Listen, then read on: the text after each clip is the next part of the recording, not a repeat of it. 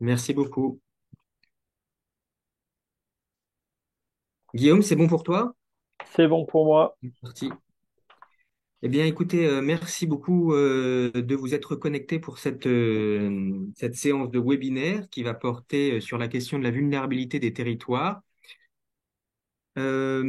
C'est un webinaire qui s'inscrit dans la série de 4 webinaires qui ont commencé en début d'année. Et là, on arrive au terme de ce parcours sur l'adaptation au changement climatique. Et on va traiter aujourd'hui, pas cette semaine, aujourd'hui, de la vulnérabilité des territoires, qui est une introduction parce qu'en fait, l'année prochaine, on a décidé au comité 21, en accord avec Guillaume Simonet, qui nous accompagne sur cette thématique, d'explorer, de creuser, de travailler plus en profondeur la question de la vulnérabilité. Peut-être avant de rentrer dans le vif du sujet, vous dire que on a mené en fait, il y a eu des notes qui ont été produites sur les différents sujets qu'on a abordés précédemment, et il y a une note qui commence à faire référence, qui tourne pas mal et qui est quand même ça fait pas longtemps en fait qu'on l'a faite. C'était le 8 novembre, on a eu un webinaire et on a publié une note sur peut-on assurer le risque climatique. Et elle fonctionne extrêmement bien, elle tourne extrêmement bien cette note et elle a beaucoup de succès. Donc voilà, n'hésitez pas à aller sur le site du Comité 21 et de la télécharger. Il y a une note à paraître sur les solutions fondées sur la nature qui devrait paraître prochainement. Et puis pour le programme du Comité 21, là j'élargis le spectre, le champ, mais en 2024, on a fait le programme, on est en train d'atterrir sur le programme 2024 du Comité 21. Et donc, on parlera évidemment dans ce programme de l'adaptation au changement climatique, mais ça débordera strictement le cadre ACC, puisque ça sera le programme du Comité 21.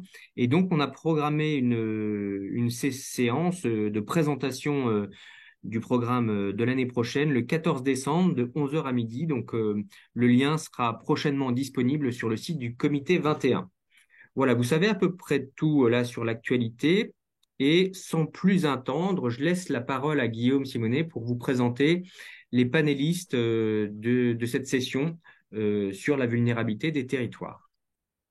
Merci Nicolas. Bonjour tout le monde. Donc effectivement, on est sur ce quatrième et dernier webinaire 2023 et ben voilà, comme tu l'as souligné, on a voulu faire quelque chose d'un peu original aujourd'hui, c'est-à-dire de faire une sorte de teaser de la programmation 2024 sur laquelle on est en train de réfléchir, qui tournera autour de cette question de vulnérabilité. En fait, c'est une occasion de faire une focale sur certains territoires, certains milieux, et d'en approfondir un petit peu les spécificités au regard des impacts climatiques, soit en cours, soit appréhendés, je dirais.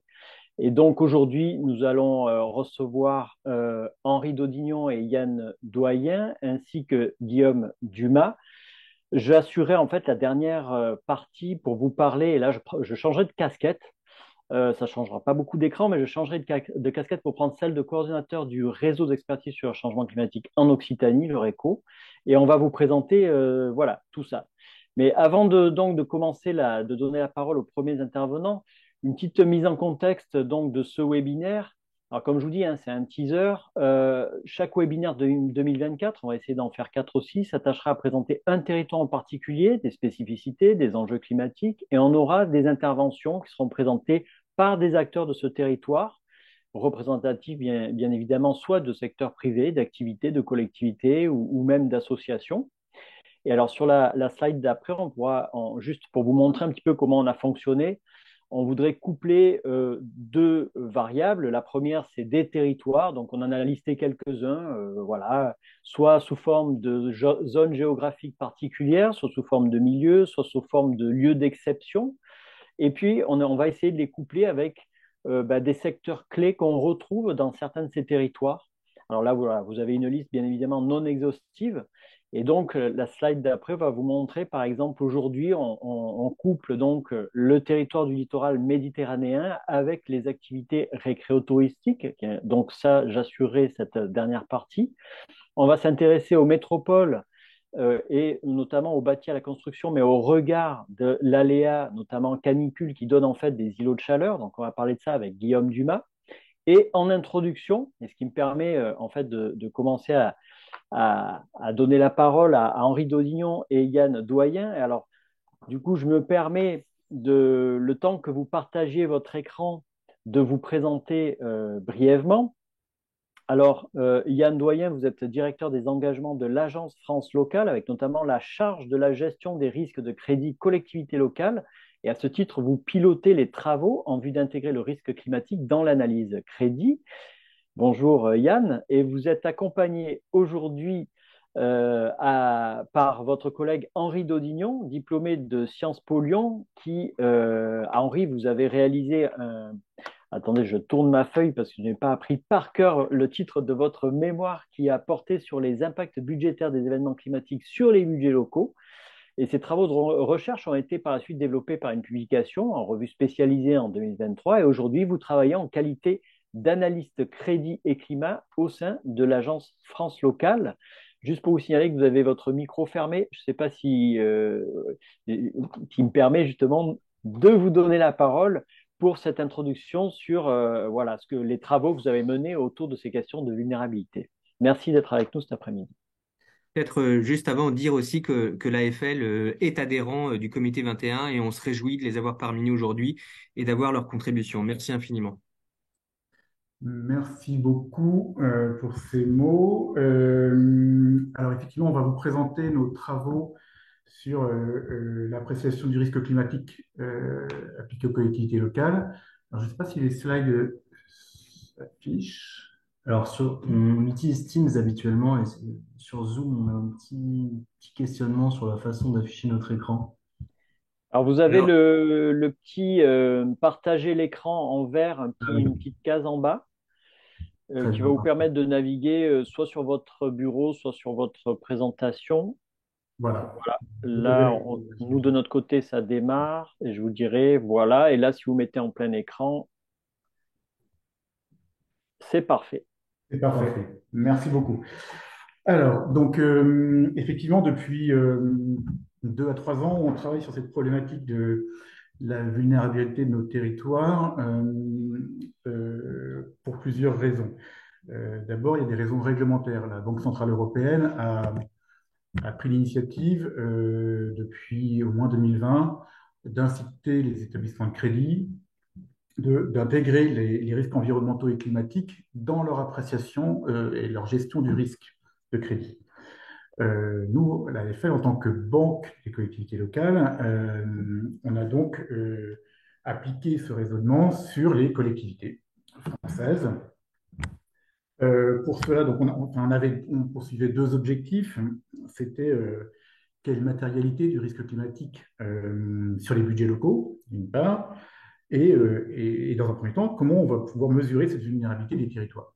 Donc, pour cela, il y avait donc on a initié des travaux qui avaient double vocation, c'est-à-dire de quelle data on dispose, comment on va pouvoir collecter l'information, et ensuite quelle méthodologie on va pouvoir mettre en œuvre. Donc, pour ce faire, en termes de data, on utilise ce qu'on appelle la base de données Gaspard, qui est tenue par le ministère de la Transition écologique, qui recense finalement l'ensemble des événements de catastrophes naturelles, donc le régime CatNat assurantiel, depuis 1982, et qui nous donne sur une assez longue durée une information sur les événements commune par commune, par type. On a également intégré des éléments liés aux facteurs d'adaptation et d'atténuation des risques que sont les plans de prévention, risques naturels, inondations, etc. Parce que dans le cadre des travaux qu'on a pu mener, on a eu l'occasion de rencontrer une équipe du CNRS à Lyon, un laboratoire d'économie, qui travaillait sur les conséquences budgétaires des catastrophes naturelles. Ils ont travaillé sur 20 ans en exploitant les comptes des collectivités et en regardant avant, pendant et après une catastrophe naturelle, jusqu'à 10 ans après la catastrophe naturelle, comment les budgets locaux étaient impactés, déformés, mouvementés par ces événements. Et ils sont aussi arrivés à la conclusion, alors d'une part, ils concluent qu'il y a un impact budgétaire qui peut durer jusqu'à 10 ans, et d'autre part, ils concluent également que les différents plans de prévention et d'adaptation euh, euh, font refluer le risque budgétaire, enfin les conséquences budgétaires, réduisent les impacts budgétaires. Donc, on a également intégré dans notre dispositif ces différents plans, comme étant un élément d'adaptation. Alors, ces éléments-là, on les intègre de manière plus qualitative. On va vous présenter tout à l'heure notre méthode et comment on traite l'information. Donc, il y a ce qui est très quantitatif, et puis là, sur la partie adaptation et atténuation, on est plus dans une logique qualitative. Euh, à la fin, ce dispositif, il a vocation à nous permettre d'apprécier donc ce risque climatique dans le risque de crédit, enfin, au regard du risque de crédit de chaque collectivité locale. Dans un premier temps, on l'a limité aux communes. On a fait des travaux depuis pour l'étendre aux groupements de communes, aux départements et aux régions. Et pour cela, on s'est inspiré des modèles des services de traitement statistique du ministère de la Transition écologique, etc. Et donc, à la fin, on arrive à un calcul de l'exposition d'une collectivité aux aléas climatiques. Donc, voilà, je vais laisser Henri présenter la méthode de manière plus fine. Merci Yann. Donc, on va commencer par détailler rapidement, de façon assez concise, la méthodologie que Yann mentionnait, sur laquelle on a travaillé, donc pour nous permettre d'apprécier cette vulnérabilité des collectivités aux enjeux climatiques. Et dans un second temps, on essaiera de dresser les premières conclusions qu'on peut tirer des résultats qui ont été soulevés par la mise en place donc, de cet indicateur et de sa méthodologie sur les collectivités françaises. Donc, cette slide synthétique elle nous expose les composantes, les différentes composantes de cet indicateur. Donc, c'est ce que vous avez à gauche. Et à droite, c'est la retranscription sous forme de tableau des données qu'on utilise et qui nous permettent d'estimer pour une collectivité donnée, sur la base de notre méthodologie, euh, la vulnérabilité climatique d'une commune donnée. En l'occurrence, on est sur les communes. Donc, trois notes, enfin deux notes, dont une première note qui est composée de deux sous-notes. C'est pas si barbare que ça. Dans un premier temps, on a l'estimation de la probabilité d'aléa. Donc pour ça, à chaque fois, on utilise des proxys qu'on interprète en l'occurrence comme l'estimation de la probabilité d'aléa. Dans un premier temps, on va prendre en compte ce qu'on appelle le niveau d'exposition rétrospectif. Et pour ça, on va donc se baser sur, comme le disait Yann, sur les données ministérielles qui recensent le nombre d'arrêtés catastrophes naturelles pour une commune donnée. Et compte tenu de sa taille, donc on a défini plusieurs strates de population. Et ce qu'on remarque, c'est que plus la commune est grande, ce qui est assez logique finalement, plus la commune est grande, plus on a d'arrêtés de catastrophes naturelles sur la commune depuis 1982. Donc on prend ça en compte dans la notation du niveau d'exposition rétrospectif. C'est-à-dire que si une grande commune a eu 20 arrêtés catastrophes naturelles, bon, ça reste beaucoup, mais c'est moindre que si une petite commune de 500 habitants a eu 20 arrêtés de catastrophes naturelles. La notation à ce niveau-là ne sera pas la même. Donc, globalement, ce qu'il faut retenir ici, c'est que on mesure la fréquence des événements climatiques à partir de l'historique des catastrophes naturelles qui ont lieu sur une commune donnée. Donc ça, c'est une première chose qu'on prend en compte. Une autre, c'est le cumul du nombre de types d'aléas, c'est-à-dire est-ce que la collectivité est exposée à des inondations? Est-ce qu'elle est exposée à des mouvements de terrain, des feux de forêt, des avalanches? Et spécifiquement pour les communes d'outre-mer, est-ce qu'elle est exposée à ce qu'on appelle les phénomènes atmosphériques, donc les cyclones et les ouragans?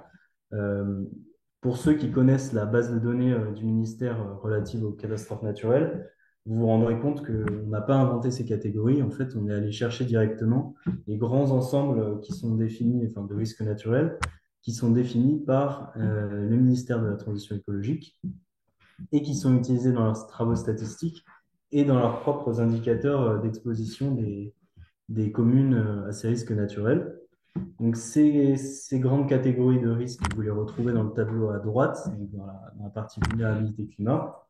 Nous, ce qu'on prend en compte, c'est le nombre de types de risques différents auxquels une commune est exposée, puisque nécessairement, lorsqu'on est exposé à plusieurs types de risques différents, les enjeux d'adaptation sont logiquement plus grands et plus divers. Donc, on considère ça comme un facteur de risque. Donc, sur la base de la fréquence des catastrophes naturelles sur les dernières années et du nombre de types d'aléas différents, on a cette première sous-note qu'on va ensuite, à laquelle on va ensuite ajouter la dimension de la densité de population. Et là, on s'inspire plus des travaux des assureurs qui vont prendre en compte, pour certains, et notamment la Caisse centrale de réassurance, qui va prendre en compte la densité de population comme un facteur qui va, d'une certaine manière, multiplier le risque naturel, l'estimation du risque pour une commune donnée.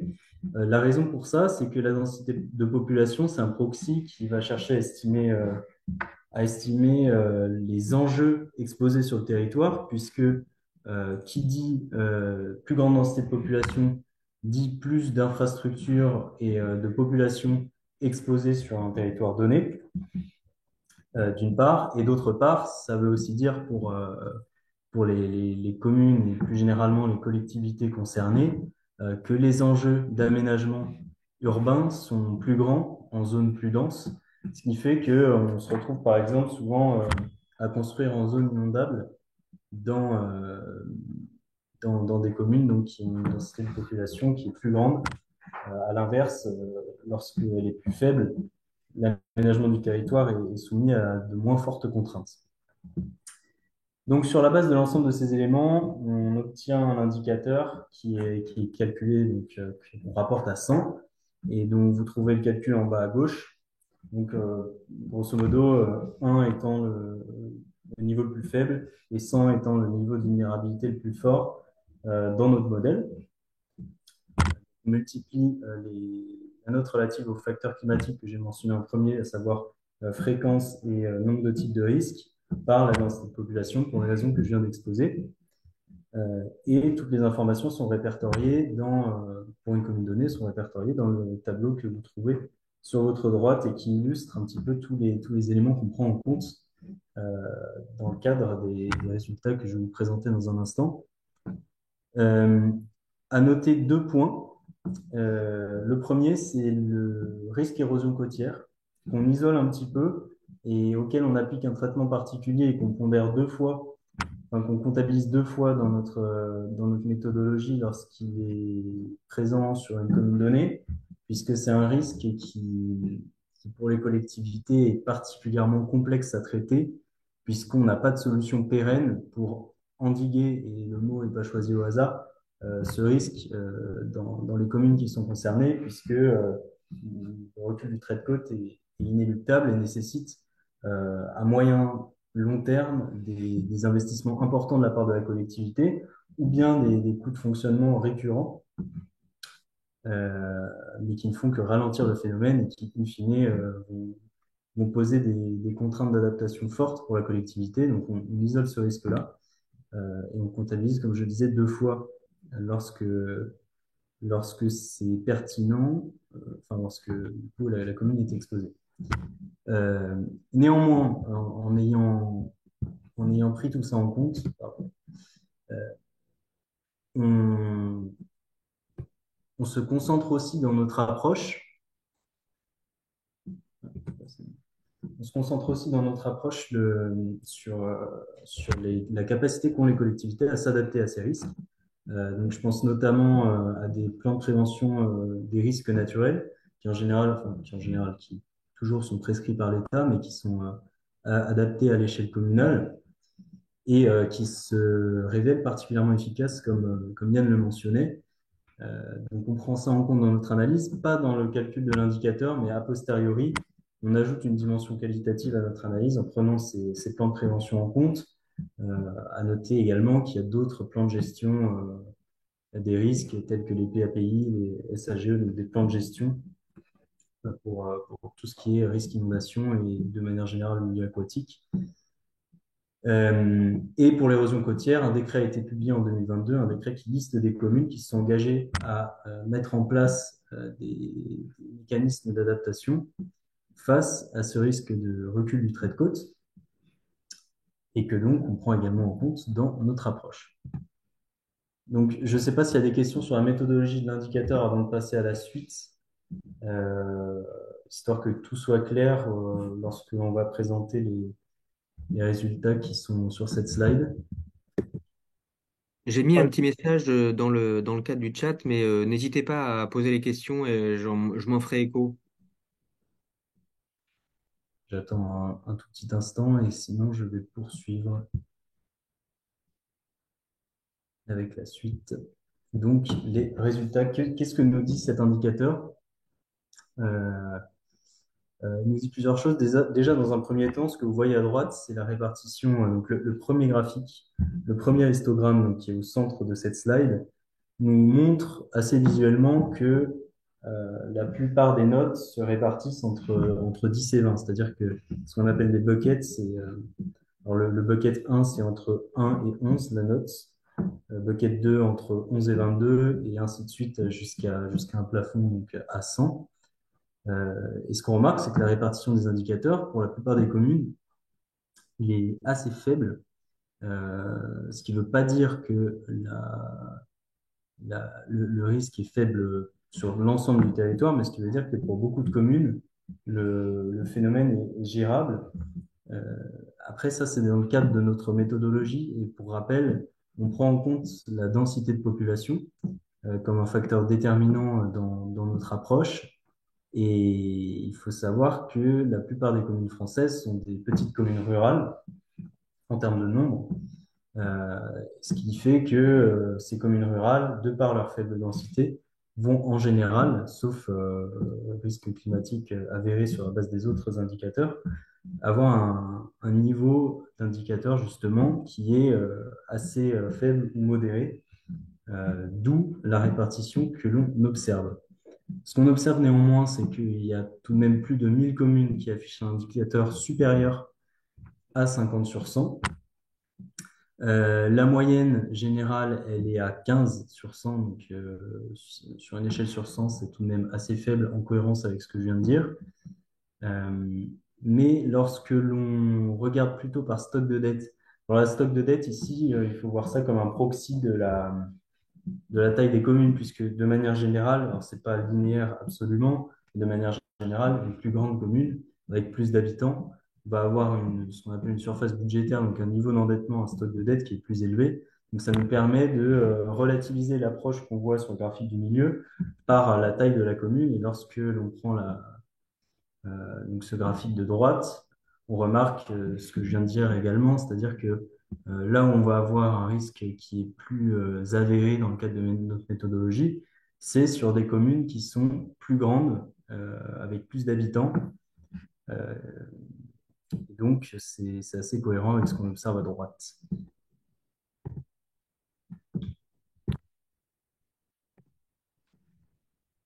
Et donc, pour avoir une vue plus visuelle, justement, on a établi une cartographie en fonction de cet indicateur. Donc, en rouge, vous retrouvez les indicateurs les plus élevés, en rouge vif, en rouge pourpre plutôt, euh, en orange, les indicateurs plus moyens, et en blanc, jaune, les indicateurs les plus faibles.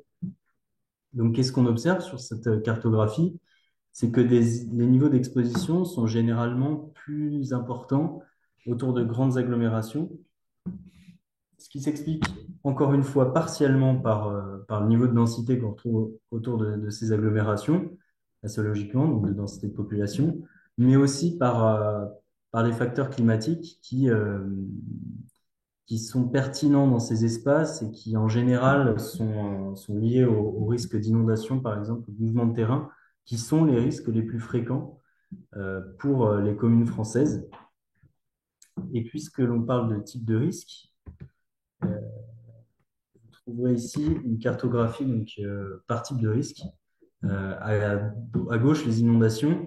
Donc, ce qui est assez marquant et ce qu'on voit tout de suite, c'est qu'une grande partie du territoire est sensible aux inondations, majorité des communes, à vrai dire.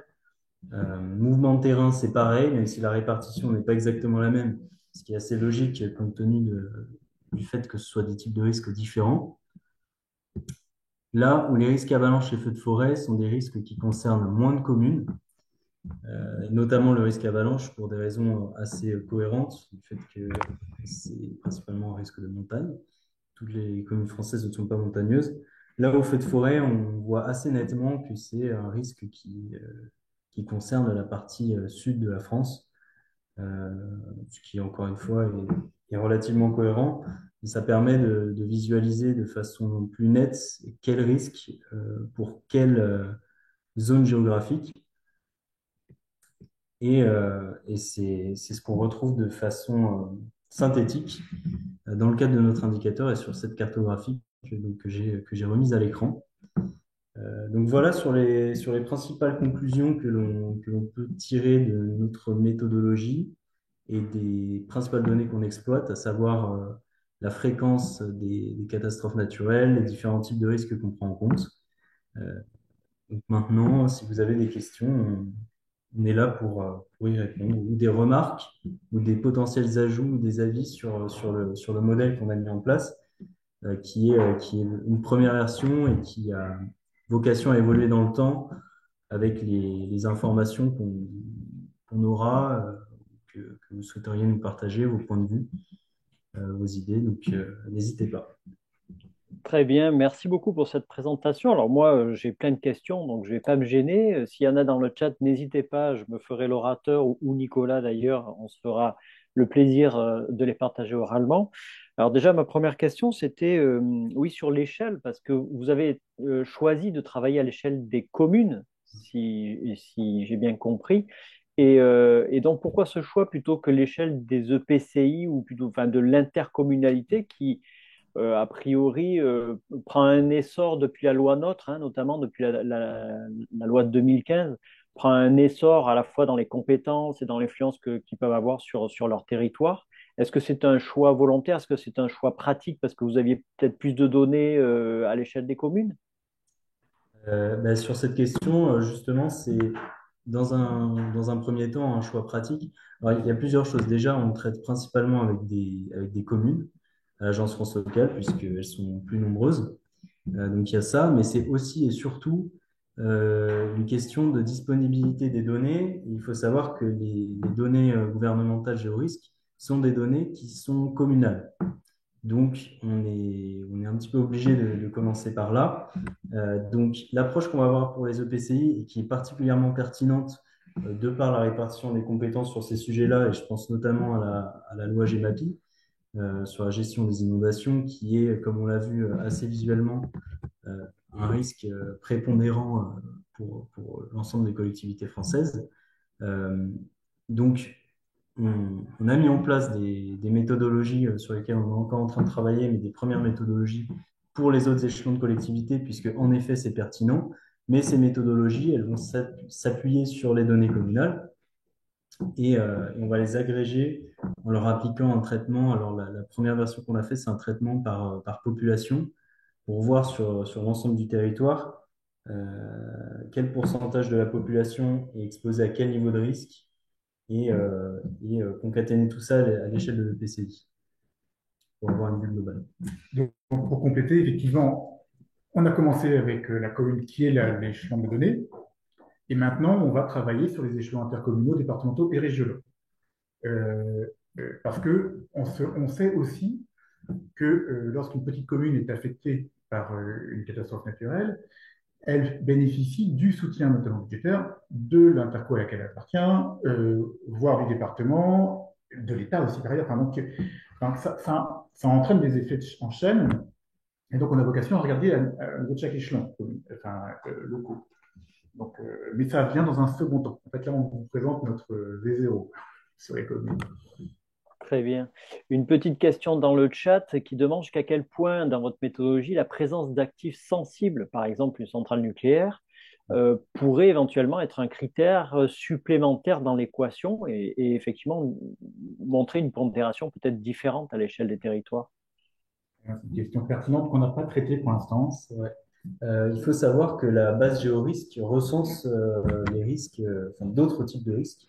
Euh, Nous, pour cette première version du moins, on a pris le parti de traiter des facteurs uniquement climatiques et purement climatiques, d'où le fait qu'on se concentre sur les inondations, les mouvements de terrain, etc. Mais en effet, c'est une question qui peut se poser de prendre en compte les autres facteurs qui, en plus de cela, sont répertoriés dans la base géorisque, euh, comme un amplificateur de la vulnérabilité d'une commune donnée. Je pense qu'on y viendra en fait. Tout ce qui est risque industriel, technologique, etc. Ouais. Les établissements CDSO qui sont, bon, la donnée existe, etc. On finira par les intégrer parce qu'effectivement, c'est un effet, il y a un effet potentiellement multiplicateur. Donc, Ouais. Oui, et c'est vrai que justement, ce terme-là, effet multiplicateur, on commence à le retrouver de plus en plus, hein, et les changements climatiques sont vus comme justement un levier multiplicateur qui peut entraîner des conséquences. Voilà, donc effectivement, ça peut être pertinent. Alors moi, j'avais une question sur l'après, c'est-à-dire que vous avez cet outil, quelles sont un peu les perspectives? Est-ce que vous allez les présenter devant justement les concernés, hein, c'est-à-dire peut-être les communes, peut-être devant des tribunes type association de communes, voilà. Et ma deuxième question, c'est quel message tirer de ça et comment dire, comment anticiper un petit peu les réactions de ça, parce que ça peut être un petit peu peut-être alarmiste pour certaines communes où il peut y avoir en tout cas une réaction disproportionnée par rapport à ces cas. enfin, les communes les plus concernées n'ignorent pas souvent les risques naturels et climatiques auxquels elles sont exposées. Et sinon, pour répondre à votre question, effectivement, on l'a présenté il y a quelques semaines à l'Association des directeurs généraux de collectivités de la région Auvergne-Rhône-Alpes, avec des cartographies spécifiques sur Auvergne-Rhône-Alpes. Et effectivement, on a quelques interlocuteurs qui étaient quand même un peu angoissés par rapport aux différents slides qu'on leur présentait. Donc, Et ce qui est important, et la question qui est revenue souvent dans ces présentations, parce qu'on a aussi présenté ça à des collectivités qui sont membres de l'AFL, d'autres collectivités, et ce qui est revenu dans ces deux présentations, c'est la question de la prise en compte des mécanismes d'adaptation. Et c'est une chose qu'on fait et qu'on a vocation à développer parce que ce qui est montré, c'est qu'en général, ces plans de prévention, ils sont efficaces. Donc, on met aussi ça en avant pour justement atténuer le caractère potentiellement alarmiste de cette présentation, puisque les mécanismes d'adaptation sont à la portée des collectivités et sont relativement efficaces d'après nos premiers résultats. Hmm. Et est-ce que vous prenez cet outil comme finalement un vecteur à la fois de communication, mais de sensibilisation aussi, voire même finalement d'excuses pour interagir entre les acteurs ou amener encore plus le sujet justement des risques climatiques, de leur intégration à cette échelle, qu'elle soit communale ou d'autres. Voilà, jusqu'à quel point finalement ce vecteur fait partie du panel de sensibilisation, je dirais, au même titre, je vais être un petit peu grossier, mais au même titre de la fresque du climat sur ses propres publics, je dirais, mais celui-ci sur un autre public, puisque effectivement, vous parliez des DGS ou des élus, par exemple. Voilà. ma vocation, effectivement, est d'essayer de poursuivre, est-ce qu'on se rend compte qu'il y a un intérêt, un besoin, mais qui est partagé par ailleurs, parce que par nous aussi, quoi. Et donc, oui, on va poursuivre.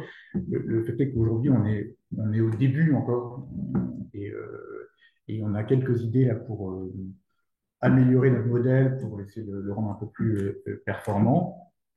Et donc, et ces améliorations pourront aussi venir de ces interactions, comme on a aujourd'hui, tenir compte des réactions, des avis de nos interlocuteurs, quels qu'ils soient, notamment Ouais. collectifs. Ouais, d'accord. On a une deuxième question dans le chat qui nous demande quels seraient les mécanismes, ou en tout cas quels sont les mécanismes d'adaptation, on va dire, les plus efficaces ou les plus à même de répondre aux enjeux climatiques. Et puis moi, je complète un peu la question. Est-ce qu'on peut classifier ça comme des mécanismes généralisables ou est-ce que ce sont des mécanismes qui sont propres au contexte, on va dire, de chaque enjeu climatique et donc de chaque territoire? Une partie de la réponse tient à l'évolution, par exemple, du nombre d'occurrences inondations. Quand on regarde sur ces 20 dernières années, l'étude quantitative qu'on a fait l'autre jour, le nombre d'inondations en tant que CatNat baisse considérablement quand celui de la sécheresse augmente de manière exponentielle. Euh, on peut- il faudrait faire une analyse, mais on peut considérer que les différents plans d'adaptation et de prévention sur la partie inondation ont fini ou produisent aujourd'hui, ou depuis quelques années, des effets. Et donc, et là, il y a une étude à mener complémentaire sur effectivement l'évolution de la nature des catastrophes naturelles qui sont reconnues. Alors là, on parle aujourd'hui avec le départ, enfin, le Pas-de-Calais qui est sous les eaux, dire que les inondations régressent, ça peut paraître compliqué, mais c'est une réalité quantitative. Et donc, et on sait que à mesure du temps, les différents PAPI et autres dispositifs sont de plus en plus présents sur le territoire et probablement manifestement contribuent à la réduction du risque. Et pour poursuivre la réponse à cette question, nous, dans notre approche, les principaux plans d'adaptation qu'on prend en compte, alors déjà, c'est ceux qui sont documentés par le ministère de la Transition écologique, puisque c'est les données qu'on utilise, à savoir les PPRN. Les PPRN, donc les plans de prévention pour des risques naturels, c'est des plans qui sont prescrits par l'État. Donc en général, c'est pas à l'initiative de la commune, même s'ils peuvent l'être, euh, et qui sont mis en place et qui vont principalement jouer sur l'organisation de l'espace au sein de la commune, mais ça peut aussi se faire à l'échelle intercommunale, puisque en fait, c'est des compétences qui se trouvent à ces échelons de collectivité-là, de par les plans locaux d'urbanisme et les plans locaux d'urbanisme intercommunaux. Donc, les vrais enjeux d'adaptation, les premiers enjeux d'adaptation qu'on prend en compte et les plans d'adaptation qu'on intègre à notre méthodologie, ils vont justement jouer sur l'organisation de l'espace sur une commune donnée. Et c'est, en tout cas, nous, dans notre approche, la principale donnée qu'on prend en compte. Mais après, il peut exister d'autres plans qu'on a mentionnés aussi, les PAPI, les SAGE, donc qui sont des plans de gestion de l'eau principalement. Donc nous, voilà sur quoi on se concentre. Sur quoi on se concentre. Très bien, là, j'ai une petite dernière question pour pouvoir vous libérer à 15h15 comme promis. C'est au niveau des perspectives. Bon, sans nous donner, on va dire, toutes les idées que vous avez enfin, vous semblez effectivement avoir vraiment une base avec un potentiel très très fort. Est-ce que dans les perspectives, il y aurait le couplage avec d'autres bases de données en dehors de celles de GeoRisque? Par exemple, le portail Drias, jusqu'à quel point il a été mobilisé pour ça, par exemple.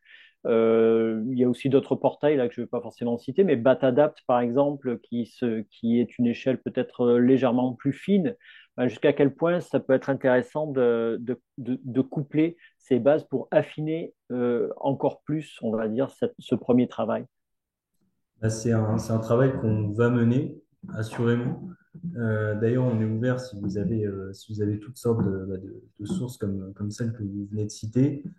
Se pose la question de l'exploitation parce que euh, la, l'approche vous illustre aujourd'hui, donc on vous présente aujourd'hui, c'est le fruit aussi de recherches préalables qui nous permettent d'interpréter ces données. Donc, qui dit nouveau jeu de données dit, dit la nécessité de se poser à nouveau, de consulter les données pour pouvoir en tirer quelque chose qui nous paraît cohérent au vu des sources qu'on a étudiées. Donc évidemment, c'est envisagé pour nous, puisqu'en effet, des données plus fines, des données plus larges, des données prospectives aussi, puisque aujourd'hui, on se concentre sur des données principalement rétrospectives pour dresser une situation actuelle, mais dans un sujet comme le sujet climatique, la vision prospective est bien entendu essentielle. Donc, pour répondre à la question simplement, oui, tout à fait. Mais c'est un travail qu'on ne peut pas faire dans les semaines qui viennent, par exemple. Mais en tout cas, ça fait partie de nos perspectives, assurément. Donc, effectivement, il y a l'extension du périmètre des données, enfin des sources aussi. Et puis, il y a aussi, dans le traitement des différents types de risques, peut-être une hiérarchisation plus importante. Ne pas traiter de manière égale le risque avalanche, du risque forêt, du risque sécheresse, le très gonflement des, enfin, etc. Il y a, donc là, ça, dans un second temps, on va essayer de travailler aussi là-dessus pour ne pas traiter de tout de manière égale. On a déjà surpondéré l'érosion côtière, Mm. mais voilà, aujourd'hui, on a pris les événements CatNat. On sent que maintenant, il faut affiner et proposer une pondération peut-être distincte selon les types de risques. Très bien. Une toute dernière qui est dans le chat. Est-ce que votre travail intègre les dom-tom pour finir? Oui. Oui. Alors, ils sont pas illustrés sur cette carte pour des soucis d'outils pratiques, de visualisation, mais ils sont bel et bien intégrés. Et d'ailleurs, c'est pour ça on a souligné le fait qu'on prend en compte un risque spécifique aux Outre-mer. Donc, non seulement ils sont intégrés, mais ils font l'objet d'un traitement particulier puisque la situation climatique des Outre-mer est nécessairement différente de celle de la métropole. Euh, donc oui, et même plus, ils font l'objet d'une approche spécifique. Très bien, ben, merci beaucoup Yann Doyen et Henri Daudignan, donc l'agence France Locale pour ce travail qui effectivement paraît prometteur. Donc c'est possible que nous vous réinvitons dans des webinaires au fur et à mesure de de vos perspectives. En tout cas, on va suivre l'avancée de vos travaux. Et voilà, je vous souhaite une bonne fin d'après-midi parce que je sais que vous avez d'autres engagements ici. Et alors, ce qui me permet de me tourner maintenant vers notre deuxième intervenant, qui est Guillaume Dumas. Alors, Guillaume, le temps de partager votre écran, je vais vous présenter. Donc, vous êtes urbaniste, pardon, climatologue, et vous avez mené une thèse de recherche-action en partenariat avec Toulouse Métropole sur le déploiement de services climatiques associés à un réseau de stations météorologiques. Et depuis, vous êtes rattaché au au Centre national de recherche météorologique et en prestation de recherche pour la métropole. Vous conseillez sur les stratégies d'adaptation pour lutter contre les îlots de chaleur et l'exposition prolongée aux fortes chaleurs. Je vous donne maintenant la parole pour nous présenter tout ça. Voilà. Donc, en fait, suite à la canicule de 2022, le maire a fait une commande d'un plan, Toulouse plus fraîche, plan d'adaptation aux fortes chaleurs. Et donc, effectivement, j'ai été rattaché à ce plan. Et aujourd'hui, on va vous présenter finalement certains axes et travaux de ce plan.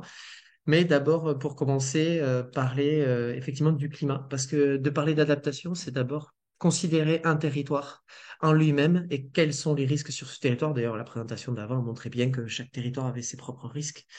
Eh bien, à Toulouse, on est dans le bassin du sud-ouest. C'est un climat qui est déjà à part. Le géographe Joly a fait cette petite tache orange.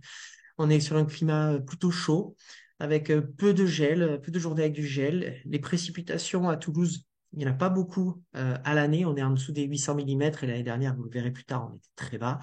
Et c'est très déséquilibré. On a pas mal de précipitations en automne et en hiver. Et finalement, en été, on a plutôt des gros orages. Mais ça, c'est un constat un petit peu du climat d'aujourd'hui. Et en fait, il faut y rajouter les projections et le climat futur. Eh bien, sur la période 1947-1985, nous avions 6 vagues de chaleur et on en a eu 32 de 85 à 2020 en Haute-Garonne. Donc, une augmentation des vagues de chaleur en été.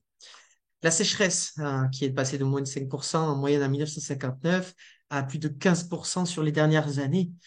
C'est énorme. L'humidité moyenne des sols, la fin du siècle pourrait même correspondre aux situations de sèche extrême d'aujourd'hui. Donc, nos événements extrêmes seraient la norme.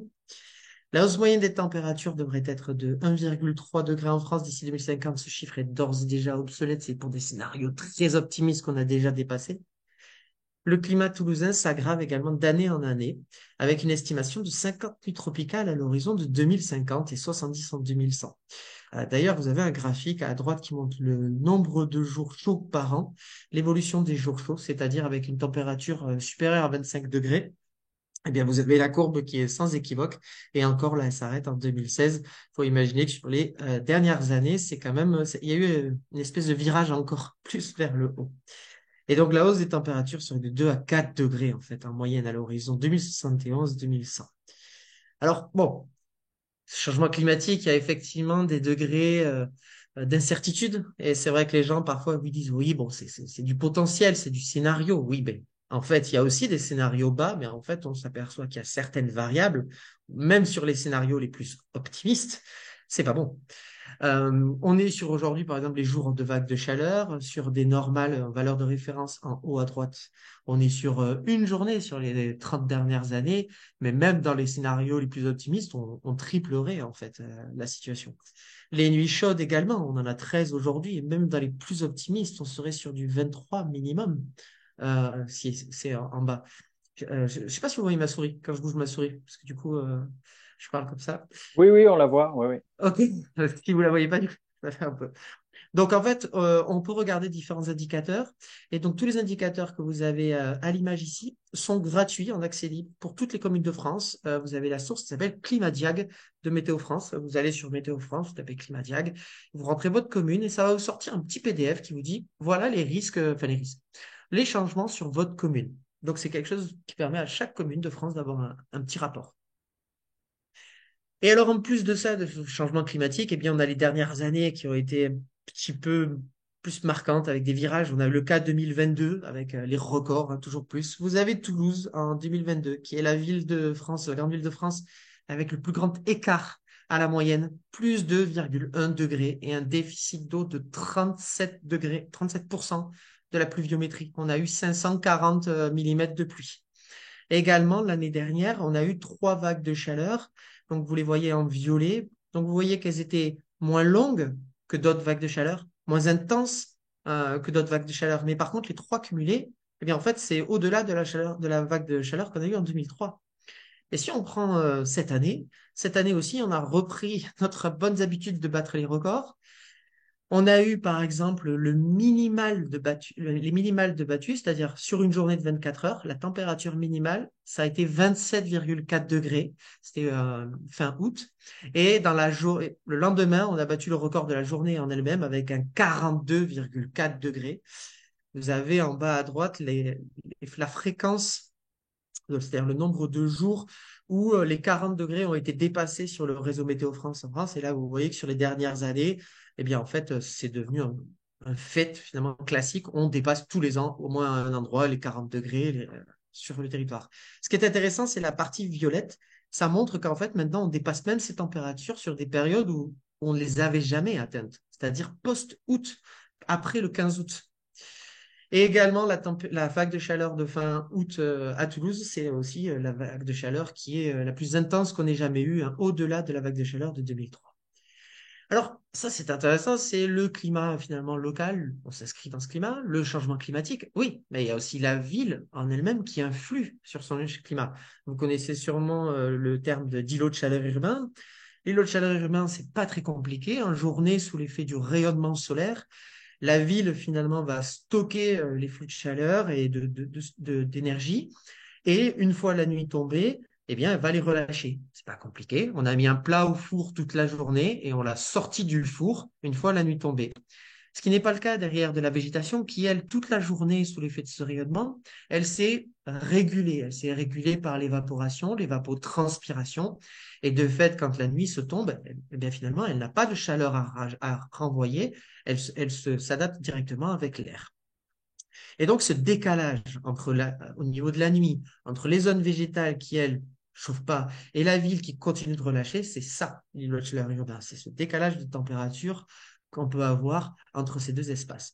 Alors, en termes de spatialisation, sur la métropole de Toulouse, l'îlot de chaleur urbain, c'est un îlot de chaleur urbain concentrique, c'est-à-dire que vous avez un cœur ici, le cœur rouge, plus de 3 degrés par rapport à la référence, qui est la forêt de Bouconne et Mondouzil, et une grande zone d'étalement urbain où on a un îlot de chaleur urbain oscillant entre 2 et 3 degrés, l'îlot de chaleur urbain de bascule, qui donc peut facilement devenir rouge, mais peut facilement s'améliorer. Et derrière tout le reste, là où on a une cellule faible, en dessous de 2 degrés. Alors, en termes de valeur, ça veut dire quoi? Eh bien, ça veut dire que, par exemple, en été, après le coucher de soleil, on a un écart entre le centre-ville et la référence de presque 4 degrés de température. Donc, à l'ouest de Toulouse, vous avez une commune qui s'appelle Pibrac. À Pibrac, il fait par exemple 26 degrés à 22 heures en été. Il fait donc 30 degrés en centre-ville le même jour, dans les mêmes conditions. Et alors, on a bien sûr, ça c'est une moyenne. Alors, on a des records aussi. On a 7 degrés d'îlot de chaleur urbain de décalage. Donc, on prend la même commune Pibrac, imaginons qu'elle est à 23 degrés le 28 août. Eh bien, au même moment, dans le centre de Toulouse, au Carme, il fait 30 degrés. Voilà. Mais ensuite, il ne faut pas oublier que c'est un îlot de chaleur urbain qui se retrouve toute l'année. Il est juste moins fort le reste de l'année. Mais on a quand même 3,66 degrés au printemps après le coucher du soleil et 3,24 en automne. Et la nuit, une fois que la nuit continue et que la ville relâche la chaleur, on est quand même sur du presque 3 degrés en été d'écart et du 2,41. Ça veut dire que la journée, elle n'a même pas encore commencé. Le soleil se lève, il y a déjà un écart de température. En termes de courbe sur la journée, l'îlot de chaleur urbain, ça ressemble à ça. Ça ressemble à une courbe où on a un différentiel de température entre la référence et l'urbain, la nuit. Puis dès que le soleil se lève, ce différentiel tombe, puisque même la forêt, même les espaces végétalisés sont exposés au soleil, donc les températures quand même montent dans ces espaces aussi. D'où un îlot de chaleur urbain assez faible. Et dès que le soleil se couche, l'écart explose. Et selon les conditions météorologiques, il peut être plus ou moins marqué. Alors, au regard de ça, forcément, en termes d'adaptation, qu'est-ce qu'on a travaillé? Forcément, on sait le végétal, ça rafraîchit, donc on va travailler la végétalisation haute. Ça, c'est notre premier axe, forcément, du plan Toulouse plus fraîche. Mais derrière, le végétal, s'il n'a pas d'eau, il n'évapore et n'évapotranspire pas. Donc, il n'y a pas de rafraîchissement sans eau. Donc, forcément, si on végétalise, il faut que derrière, on travaille le cycle de l'eau, le capital eau. Comme je l'ai dit tout à l'heure, il n'y a pas beaucoup de pluie à Toulouse. Donc, les solutions 100% orientées végétalisation, si derrière, il n'y a pas de stockage de l'eau, de rétention de l'eau en été, ça ne sert finalement pas à grand-chose. On va juste avoir des arbres qui vont passer un stress thermique et qui vont beaucoup moins se rafraîchir, vont perdre leurs feuilles, etc. et qui ne tiendront pas. Ensuite, l'axe 3, c'est l'albédo, c'est-à-dire éclaircir partout où c'est possible. C'est-à-dire ce rayonnement, on l'a vu sur le schéma tout à l'heure, le soleil, il vient sur la ville, eh bien, au lieu de le stocker, ce rayonnement, on le renvoie directement dans l'atmosphère. C'est pas grave, il est déjà dans l'atmosphère. Donc, autant le renvoyer, pas sur la ville. 4, l'amélioration localisée du confort thermique, c'est un autre axe, c'est aller à l'échelle vraiment du piéton, du citoyen, de l'individu. Il est ici sur la place, comment faire pour qu'il soit bien? En gros, c'est déployer de l'ombre et des espaces frais. Ensuite, faire respirer le sol, forcément, parce que ça veut dire faire rentrer l'eau dans le sol, recharger les nappes, évaporer, évapotranspirer, etc. Ensuite, sur les autres axes 6, 7, 8, 9, 10, on est plutôt sur des axes orientés outils, formation, changement de paradigme, changement de pratique, intégration du citoyen. Voilà, c'est toute une autre partie. Les axes 1 à 5, c'est vraiment qu'est-ce qu'on va faire en termes d'indicateurs qui influent sur le climat et qui relèvent de l'adaptation. Et le 6 à 10, c'est plutôt les gens qui font ça. Comment on va faire pour que le 1 à 5 fonctionne à l'aide du 6 au 10, si je simplifie. Alors aujourd'hui, dans la présentation, on ne va pas parler de tout, mais plutôt des 4 premiers, du 6 et du 7. Alors pour commencer, l'albédo. L'albédo, c'est un outil bien connu, mais il faut rappeler aussi que Toulouse était blanche initialement. Le Capitole, toutes les façades étaient blanches. Le centre-ville de Toulouse était blanc. Et en fait, la ville rose, c'est un construct marketing du début du siècle dernier pour faire venir les riches bourgeoises parisiennes à Toulouse, donc ville rose au sens féminin du terme, et n'avait aucun rapport avec la briquette. La ville rose, aujourd'hui, quand on dit c'est par rapport à sa brique, ça n'a rien à voir. Le terme ville rose venait d'un terme marketing pour faire venir un public féminin à Toulouse. Alors, l'albédo à Toulouse, du coup, quand on le regarde, eh bien, on est sur une valeur très faible. On est sur un albédo en moyenne sur tout le territoire qui est en dessous des 0,2. L'albédo, ça veut dire quoi? 1, c'est l'albédo, le miroir parfait, c'est-à-dire 100% de la lumière est renvoyée, le rayonnement est renvoyé, et 0, j'ai tout absorbé. Et vous voyez qu'on est très proche du 0, et quand on regarde la carte, là, vous le ressentez.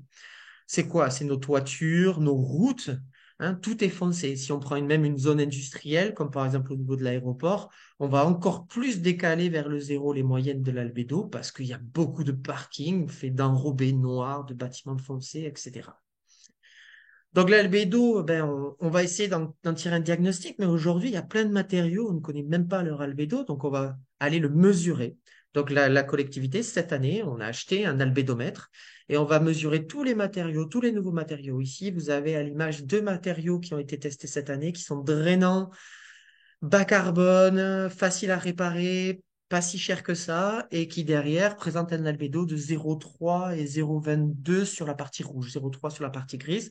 Et du coup, d'aller les mesurer, ça permet de pouvoir les comparer entre eux pour après faire des fiches de prescription. Et c'est le cas de la plus grosse fiche que l'on a actuellement en travail et de validation, c'est sur l'enrobé. Cet enrobé que tout le monde connaît, ce bitume qui est avec un albédo de 0,05, donc il absorbe 95% du rayonnement, eh bien, il est tout noir. L'idée, c'est comment on fait pour avoir un enrobé, mais à droite, vous l'avez gris. Eh bien, c'est pas très compliqué. En fait, on va prendre de l'enrobé, on va mieux choisir le granulat. Le granulat, c'est les petites roches que vous avez à l'intérieur, qui dans le goudron. Eh bien, on va les choisir des granulats plus clairs. Vers Toulouse, dans la Garonne, on a des alluvions qui ont des couleurs beige, voire un peu ocre, voire crème, vraiment très clair. Et on a le droit de mettre du calcaire jusqu'à 15%. Pas plus, parce que sinon, après, la route devient glissante. Donc, on va travailler ça. Et ensuite, on va venir faire du grenaillage. C'est-à-dire qu'on va retirer la couche de bitume de surface pour faire apparaître ce caillou que l'on a choisi pour être plus clair. Et du coup, on peut livrer une route qui, au lieu d'avoir un 0,06, aurait un 0,15. Et en fait, 0,1 d'albédo, 10% d'albédo, vous allez me dire, c'est rien du tout. Mais en fait, 10% d'albédo sur toutes les routes de la métropole, sur tous les parkings de la métropole, c'est -1 à -2 degrés en moins de température. C'est énorme. Alors du coup, ça c'est pour l'enrobé, mais on travaille aussi tous les autres matériaux et on essaye toutes les techniques avec des résines. Vous avez en haut à gauche des peintures, des résines, différents matériaux pour les pistes cyclables, de la peinture. Vous avez en bas à gauche la place Abal qu'on a fait repeindre avec un collectif d'artistes. Pas entièrement parce qu'on n'avait pas le budget, mais c'est vrai qu'il faudrait normalement tout repeindre. Et vous avez à droite ce que ça donne en termes de thermographie. Et là, vous voyez que l'enrobé noir, par exemple, il est à presque 56 degrés. Là où juste en l'ayant peint, on obtient du 43 degrés, donc 10 degrés de moins sur du blanc et sur du rouge 7-8 degrés de moins, juste en l'ayant peint. Mais derrière, vous avez l'image en haut à droite qui est problématique, c'est-à-dire qu'aujourd'hui, si on fait des bons matériaux de surface qui renvoient un petit peu sur nos espaces publics, oui, ça veut dire qu'on a travaillé toute la chaîne d'acteurs, y compris le prestataire qui viendrait travailler son réseau, Enedis qui vient mettre la fibre ou je sais pas quoi. Il faut aussi que eux refassent ce qui était là avant. Donc, on travaille avec toute la chaîne des acteurs, y compris les fournisseurs. Alors, vous me direz, ben, l'albédo, ben, c'est parfait. Alors, en fait, finalement, on fait une ville toute blanche et tout le monde est content. Mais non, pas du tout, parce qu'une ville toute blanche, c'est aussi une ville invivable. Vous avez un immeuble qui est célèbre ici à gauche, à Londres, qui a été construit. Et si vous connaissez un petit peu le système de four solaire, ben, vous voyez que ce bâtiment est en forme de four solaire. Donc forcément, toute la lumière de ce bâtiment réfléchit sur l'espace public. Et ils ont dû notamment fermer des places de parking, de stationnement en fait devant l'immeuble parce que les plastiques des voitures fondaient. On se dit, l'immeuble vaut des millions d'euros et à aucun moment donné, quelqu'un s'est dit, mais là, on est en train quand même de faire la forme d'un four solaire, c'est-à-dire d'une condensation du rayonnement vers un endroit.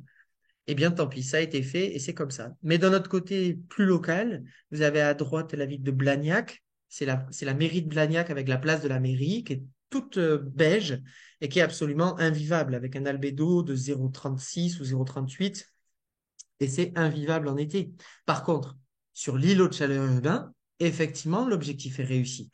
Effectivement, plus c'est clair et moins on a stocké. Donc, cette place-là, cette place des Arts, effectivement, sur l'îlot de chaleur urbain, on a réussi, mais sur le confort thermique, on a dégradé. Donc, le but, c'est de ne pas travailler l'un sans l'autre. Donc, finalement, entre 0, qui est le corps noir parfait, et le 1, qui est le miroir parfait, la zone de travail, elle est très faible. C'est cette petite barre rouge du début qui est aussi entre un 0,15 parce qu'on ne veut pas les albédos noirs de nos routes, à un 0,4 grand maximum sur de l'espace public. grand maximum.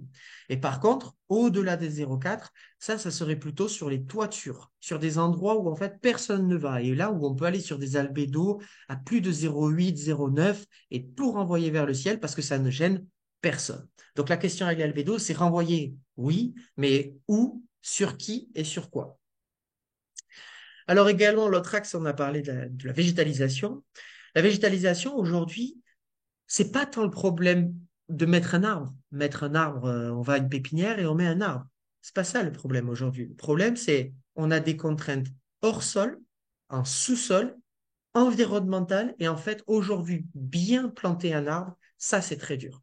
Planter un arbre, tout le monde sait faire. Planter bien et correctement un arbre pour qu'il grandisse, quasiment personne ne le fait. Donc la question, c'est aujourd'hui, comment on fait pour que enfin on commence à planter des arbres? À Toulouse, vous avez des ZAC qui ont été construits il y a 25 ans, avec des arbres qui ont été plantés il y a 25, 30 ans. Ils font pas plus de 8 mètres de haut. Pourquoi? Parce qu'ils n'ont pas été pensés pour grandir. Le trottoir, le cycle de l'eau, quand il pleut, en fait, tout ruisselle sur la chaussée, va dans le caniveau et est évacué vers des bassins de rétention ou la Garonne, mais jamais vers la végétation. On n'a jamais construit dans l'urbanisme moderne un arbre intégré avec un cycle de l'eau. L'eau, c'est vraiment, on l'évacue à Toulouse. Et donc la question finalement, c'est planter, oui, mais où? Et qu'est-ce qu'on plante? Comment on l'entretient? Et qu'est-ce qu'on fait comme technique de gestion de l'eau? Parce qu'en fait, aujourd'hui, il n'y a pas d'eau à Toulouse. Il ne pleut pas assez. Donc, on ne peut pas compter sur ça pour faire la croissance. Donc, on va construire des noues. Vous avez ici des noues dans le quartier de la Cartoucherie où vous avez toute l'eau du trottoir et l'eau de la voirie qui est ramenée dans la noue, en plus de la noue elle-même qui récupère l'eau. Là, on sait que les arbres vont grandir. Vous avez ici un bassin de rétention qui sert également de pépinière. En fait, dans ce bassin de rétention, le sol a été retravaillé pour que les champignons, la vie, soient réapatriés du parc qui est juste à côté. Et du coup, des arbres ont été plantés, 400 arbres, pour que ces arbres, du coup, plantent en ayant un climat local et qu'ils soient directement adaptés à notre climat. Et une fois qu'ils seront grandis, on pourra les prendre et aller planter dans le quartier ces mêmes arbres. Et ça nous sert finalement de rétention d'eau et de pépinière. Parce que du coup, on sait qu'ils auront et l'eau et l'espace pour grandir. Et après, on peut les déployer. Pour information, aujourd'hui, Toulouse, ces grands arbres, on les achète soit en Espagne, soit en Italie. Donc derrière, il y a aussi des contraintes d'empreinte carbone, d'énergie, de finances. On fait venir des arbres de plusieurs milliers de kilomètres alors qu'on pourrait les faire grandir localement. Derrière, il y a aussi des techniques, bien sûr, pour rediriger l'eau dans l'espace public. Vous avez en haut, par exemple, une solution qui s'appelle Vertuo. Ce sont des blocs en béton qu'on enfonce. Ça permet de faire pousser du végétal tout en protégeant les réseaux qui sont à proximité, parce que c'est une grosse contrainte, les réseaux, tout en retenant l'eau dessous. Vous avez les tranchées de Stockholm, on creuse et finalement il y a des gros rochers pour derrière avoir du vide et qu'il y ait de l'eau qui se mette dedans. Ou alors carrément la solution de cuves souterraines que l'on mettrait. Comme ça, l'eau, quand il pleut, ça va dans la cuve. On renvoie nos réseaux dans la cuve. On a une cuve. Et cette cuve, après, peut disséminer de l'eau petit à petit dans la terre pour que les arbres aient finalement eh bien, de l'eau disponible. Parce qu'aujourd'hui, comme je vous disais tout à l'heure, en été, il n'y a pas d'eau. Entre le 13 août et fin octobre et le 20 octobre, il y a eu 0 mm de pluie d'eau à Toulouse. Alors, bien sûr, pourquoi on travaille ça sur la végétation? Tout simplement parce que derrière, on sait que ça marche. La végétation, tout à l'heure, vous avez la courbe de l'îlot de chaleur urbain que je vous ai montré en noir ici. Eh bien, vous avez ici la courbe verte qui correspond au parc, c'est-à-dire les stations météo que l'on a placées dans des parcs en centre-ville, Jardin des Plantes, Compense Caparilly, si vous connaissez un peu Toulouse, ces grands parcs-là. Et on voit qu'effectivement, qu'en termes d'îlot de chaleur urbain, eh bien, il y a déjà 2 degrés de différence avec le cœur le plus chaud de Toulouse. Et donc, l'idée, c'est finalement d'avoir une ville-parc tout au regard aussi des problèmes de densité de population, c'est-à-dire qu'il faut construire du logement, des commerces, etc., et en même temps y intégrer la végétation. Alors, c'est dans cette optique qu'on a équipé donc les parcs, mais également aussi des sites d'agriculture urbaine, parce que la végétation elle n'est pas que ornementale, donc on va aussi explorer des solutions d'agriculture. Vous avez ici les courbes de température de plusieurs lieux. Donc, en période, c'était cet été, enfin cet été, le 9 octobre, il avait fait très chaud. Vous avez la courbe des Carmes. Les Carmes, c'est le cœur urbain, c'est de l'Haussmannien, il fait très chaud. On a commencé la journée à un peu plus de 15 degrés, on finit la journée à 29 degrés. Eh bien, on s'aperçoit que sur un site d'agriculture urbaine qui est juste en limite de Toulouse, de la ville de Toulouse, pas de la métropole, on commence finalement un peu plus bas, à 11,8 degrés, et on finit un peu plus chaud. Et là, vous nous dites, mais alors finalement, pourquoi? Parce que les Carmes, comme c'est de l'osmanien, il y a quand même des ombres portées. Et en ce moment, en octobre, il y avait quand même le soleil qui était un peu rasant. Donc, c'est vrai que les températures restent plus élevées longtemps dans les espaces végétalisés qui sont exposés. Mais dès que la nuit tombe, ça rechute. Et ça, on va l'observer sur les différents parcs, Maorine, le rural, c'est-à-dire notre référence végétale extérieure de la ville, ou Compense Caffarelli, des parcs. Et on montre bien qu'on gagne avec les parcs 2-3 degrés par rapport aux alentours. Mais on ne peut pas planter partout. Voilà. Ça, c'est une solution à Toulouse. D'abord parce qu'il faut travailler le cycle de l'eau. Et ensuite, on ne peut pas planter partout. Soit parce que des fois, il n'y a rien dessous. C'est le cas sur un pont. Vous avez ici le pont Saint-Pierre. Donc, on a mis des ombrières cet été sur tout le pont Saint-Pierre. On a même ouvert une concertation pour dire est-ce qu'on, finalement, c'est pas un aménagement qu'on laisserait? Est-ce que ce pont Saint-Pierre, finalement, maintenant, eh ben, il passerait pas de 2 à 1 voie et il resterait avec des espaces comme ça pour profiter? Les aires de jeu pour enfants. On a à Toulouse des aires de jeu avec beaucoup d'éléments métalliques, avec des panneaux disant attention, risque de brûlure. Ben, mettons-les à l'ombre. C'est pas très compliqué.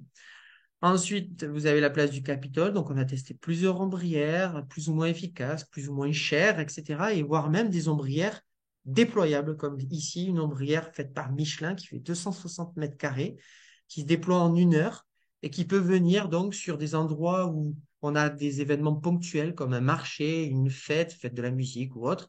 On peut venir avec 2, 3 ombrières, hop, toute une place passe à l'ombre et le soir, eh bien, on peut remballer finalement d'autres ombrières. Et ça permet d'avoir un panel de solutions techniques. Alors, l'ombre, ce qui va se passer aujourd'hui, c'est pas tant de contraintes du côté opérationnel, c'est plutôt au niveau des pompiers, de la police, des bâtiments de France. Les pompiers, parce que derrière eux, il leur faut maintenir des accès. Donc, en fait, lorsqu'on commence à mettre des structures comme ça sur certaines voies, ben, il ne faut pas qu'on bloque des voies de pompiers, il faut qu'ils puissent toujours passer, etc. La police, parce qu'une ombrière, ça vient bloquer ce que voient les caméras des polices. Donc, effectivement, on a eu pas mal de refus de la part des polices. On leur a dit, mais changez les caméras de position, etc. Mais bon, c'était un peu difficile. Et les bâtiments de France, parce qu'en fait, les bâtiments de France n'apprécient pas tout ce qui cache finalement une partie du paysage. Et c'est vrai que les ombrières, quand on revient là, eh bien, effectivement, ça occupe l'espace. Et quand on regarde le Capitole, et effectivement, quand on est piéton ici, ben, on ne voit pas une partie de la façade. Effectivement. Mais par contre, ce sont des résultats finalement mesurés. Bon, c'était pas difficile de savoir qu'une ombrière fonctionne. Vous avez à droite les stations météo de confort thermique qu'on a déployées et on a observé jusqu'à 4 degrés de gain de ressenti en confort thermique. Mais on n'a pas encore testé de toiles vraiment 100% anti-UV. On reste sur des toiles, vous le voyez, hein, assez claires qui peuvent laisser passer un peu de lumière. On pourra aller sur des solutions beaucoup plus fortes en termes d'absorption du rayonnement. Et puis derrière, bien sûr, il y a l'aspect document d'urbanisme réglementaire et le fameux PLUiH. Euh, la métropole de Toulouse n'a pas eu de peau et en même temps a eu de la chance. On s'est fait révoquer notre PLUiH au tribunal administratif et derrière, eh bien, on s'est retrouvé à être la première métropole de France à faire un PLUiH post-RE 2020, post-loi climat, post-ZAN. Donc, du coup, il a fallu prendre tout ça à bras-le-corps et très rapidement, parce que pour l'instant, du coup, on n'a pas de PLUiH. En attendant, c'est le vieux code qui s'applique. Et en même temps, on a une RE 2020 qui est très décevante, qui n'a pas du tout embrassé l'aspect confort d'été, confort thermique, finalement, de ce qu'on attendait. Et donc, il a fallu qu'on aille plus loin. Je vous donne un exemple, les protections solaires verticales. Aujourd'hui, vous pouvez avoir des bâtiments dans n'importe quelle ville de France orientés sud avec 0 protection solaire verticale. Alors on vous dira, oui, mais vous avez un store, un volet roulant que vous pouvez fermer dans votre salon. Mais oui, mais j'ai pas envie de vivre dans un bocal. Mon but, c'est d'avoir une qualité d'usage de mon logement. Donc, on a mis un règlement pour avoir ici, vous avez par exemple des protections solaires verticales à hauteur de 40% des linéaires des balcons. On a travaillé l'albédo pour que les bâtiments renvoient la lumière, les coefficients de pleine terre pour être sûr qu'il y ait de la végétalisation et de la végétation partout. On a limité l'artificialisation, notamment au regard du palier 1 du ZAN, on a divisé en fait tout simplement par deux ce qui était prévu initialement. On avait plus de 1000 hectares imperméabilisés, on est passé à 500. Derrière également, au-delà des documents, on peut aussi faire des choses plus simples sur adapter les pratiques. Par exemple, on a mis en place tout un tas de mesures qui s'activent dès qu'on passe en alerte canicule. Ouverture des piscines plus tard, ouverture des parcs plus tard. Les parcs aujourd'hui ferment à 20 heures. Pourquoi ils ne fermeraient pas à 23 heures ou à minuit? Un ticket métro moins cher, par exemple, pour dire on ne veut pas que les gens prennent la voiture, on veut que les gens prennent le métro et finalement limiter la voiture dans la ville. Donc autant faire un ticket qui soit pas cher et aussi, pourquoi pas, se baigner dans la Garonne. On a lancé une étude qui reprenait des travaux de 2017 pour se baigner, par exemple, dans la Garonne. Mais on a des problèmes. Par exemple, aujourd'hui, ce qui est utilisé pour donner les alertes canicules, comme dans toute l'île de France, ce sont les stations météo France qui sont souvent hors de la ville. Donc, par exemple, nous, elle est à Blagnac. Le problème, c'est qu'on l'a vu tout à l'heure, l'îlot de chaleur. Hors de la ville, il fait moins chaud. C'est-à-dire que du coup, il y a des stations météo à Blagnac qui ne passent pas les seuils canicules de la ville, alors qu'en ville, on les a déjà passés. Donc aujourd'hui, on est en train de déployer un réseau de stations météo, vraiment qualité niveau Météo France, qui servirait à faire des alertes canicules par quartier et à arrêter de prendre une station cœur de la ville. Si parmi les gens, vous avez des gens qui vivent vers Lyon ou Dijon, sachez que votre station météo, elle est à presque 15 km de votre ville et qu'en fait, vos alertes canicules, quand elles sont passées, ça fait déjà 2-3 jours que vous êtes en alerte canicule. Et aussi également sur les agents. Un agent qui avait fini parce que la piscine fermait à 18 heures, on lui dit tu restes jusqu'à 22 heures. Très bien. Mais vous avez une image à droite qui est la piscine Alban Mainville, où en fait on a du mal à garder le bâtiment en dessous des 42 degrés. Et surtout derrière, comment on fait pour venir se rafraîchir quand un bâtiment, une piscine, à l'intérieur il fait 40 degrés? C'est plus une piscine, c'est un sauna. Donc, on a des contraintes derrière aussi par rapport au droit de retrait des agents, du confort thermique même de nos structures, etc. Elles ne sont pas forcément adaptées aujourd'hui à du travail prolongé. Donc, pour terminer, c'est un plan qui est encore à l'aveugle, c'est-à-dire qu'on est plutôt sur une démarche de faire des bonnes pratiques, de multiplier des bonnes pratiques, mais on n'est pas encore sur une démarche systématique avec une stratégie de où est-ce qu'on va et de combien on veut faire de telle chose, combien on veut faire de ça. On a quand même une approche systémique, c'est-à-dire que la végétation, on la couple au cycle de l'eau, que l'on couple avec le CU, avec le citoyen, le confort thermique, les pratiques, on a tout balayé, on a sollicité tous les services de la métropole, que ce soit la culture, etc. Donc on est à une approche systémique. Et derrière, on s'aperçoit que un gros point, c'est finalement de changer les pratiques. On sait faire. Aujourd'hui, c'est pas on peut pas faire, c'est on sait faire. C'est juste qu'il faut le faire. Mais on sait le faire. Et c'est pas des questions de budget, c'est juste des pratiques. Par contre, le ZAN n'est pas encore bien intégré. On est encore sur un palier de limiter l'imperméabilisation, mais pas encore vraiment de la désimperméabilisation de masse. Et aussi, c'est un point qui est intéressant, c'est que ce plan, il préfigure notre futur plan climat. Et on espère du coup avoir un plan climat qui sera plus audacieux sur sa partie adaptation, parce qu'en France aujourd'hui, sur la partie adaptation, il n'y a aucun plan climat qui est vraiment pris à bras le corps finalement tous ces enjeux territoriaux. Voilà. Mais merci beaucoup, Guillaume, pour cette présentation très complète, très précise aussi, qui amène évidemment beaucoup de questions. Alors moi, je lis d'abord la question qu'il y a dans le chat qui est très spécifique. Il y a eu quelques, je crois, quelques éléments de réponse, mais est-ce que et comment peut-on quantifier finalement les baisses de température en fonction de la hausse de l'albédo sur les routes ou du nombre d'arbres plantés? Alors, sur les baisses de température de l'air, c'est difficile parce qu'en fait, aujourd'hui, on fait beaucoup de petits aménagements. Et finalement, un petit aménagement, dès qu'il rafraîchit autour de lui, ben, c'est mixé avec les espaces environnants. Et du coup, on a beaucoup de mal, même de manière numérique. Bon, parce que aussi, la science n'est pas aussi précise que ça. Aujourd'hui, on sait faire des îlots de chaleur urbains quand on dézoome, ça, on sait faire. Par contre, on peut venir très précisément mesurer le confort thermique, parce que le confort thermique, lui, c'est en un point, comme j'ai montré tout à l'heure avec la station météo. On vient en un point et on dit ici, je suis à l'ombre, combien je ressens, ici, je suis au soleil. Par contre, ce qu'on arrive bien à faire, notamment sur l'albédo, etc., c'est à l'échelle des villes, c'est-à-dire faire des simulations numériques à l'échelle de la ville. Imaginons qu'on végétalise plus 20% sur l'ensemble de la ville. Combien on gagne en température? Ça, on sait faire parce que du coup, c'est un modèle plus large, modèle numérique plus large, une simulation plus large. Mais vraiment, sur un petit aménagement, ça, on a du mal. Par contre, la température de surface, pour terminer, ça, on sait très bien la modéliser à échelle fine. Parce une température de surface, c'est juste des caractéristiques de matériaux appliquées à une durée d'exposition. Donc, par contre, on peut dire, avant un aménagement, ici, on avait tel matériau qui faisait 55 degrés, et demain, on va passer à celui-là, et il fera 48 degrés, donc moins 7 degrés. Ça, par contre, on sait faire de manière toute petite fine.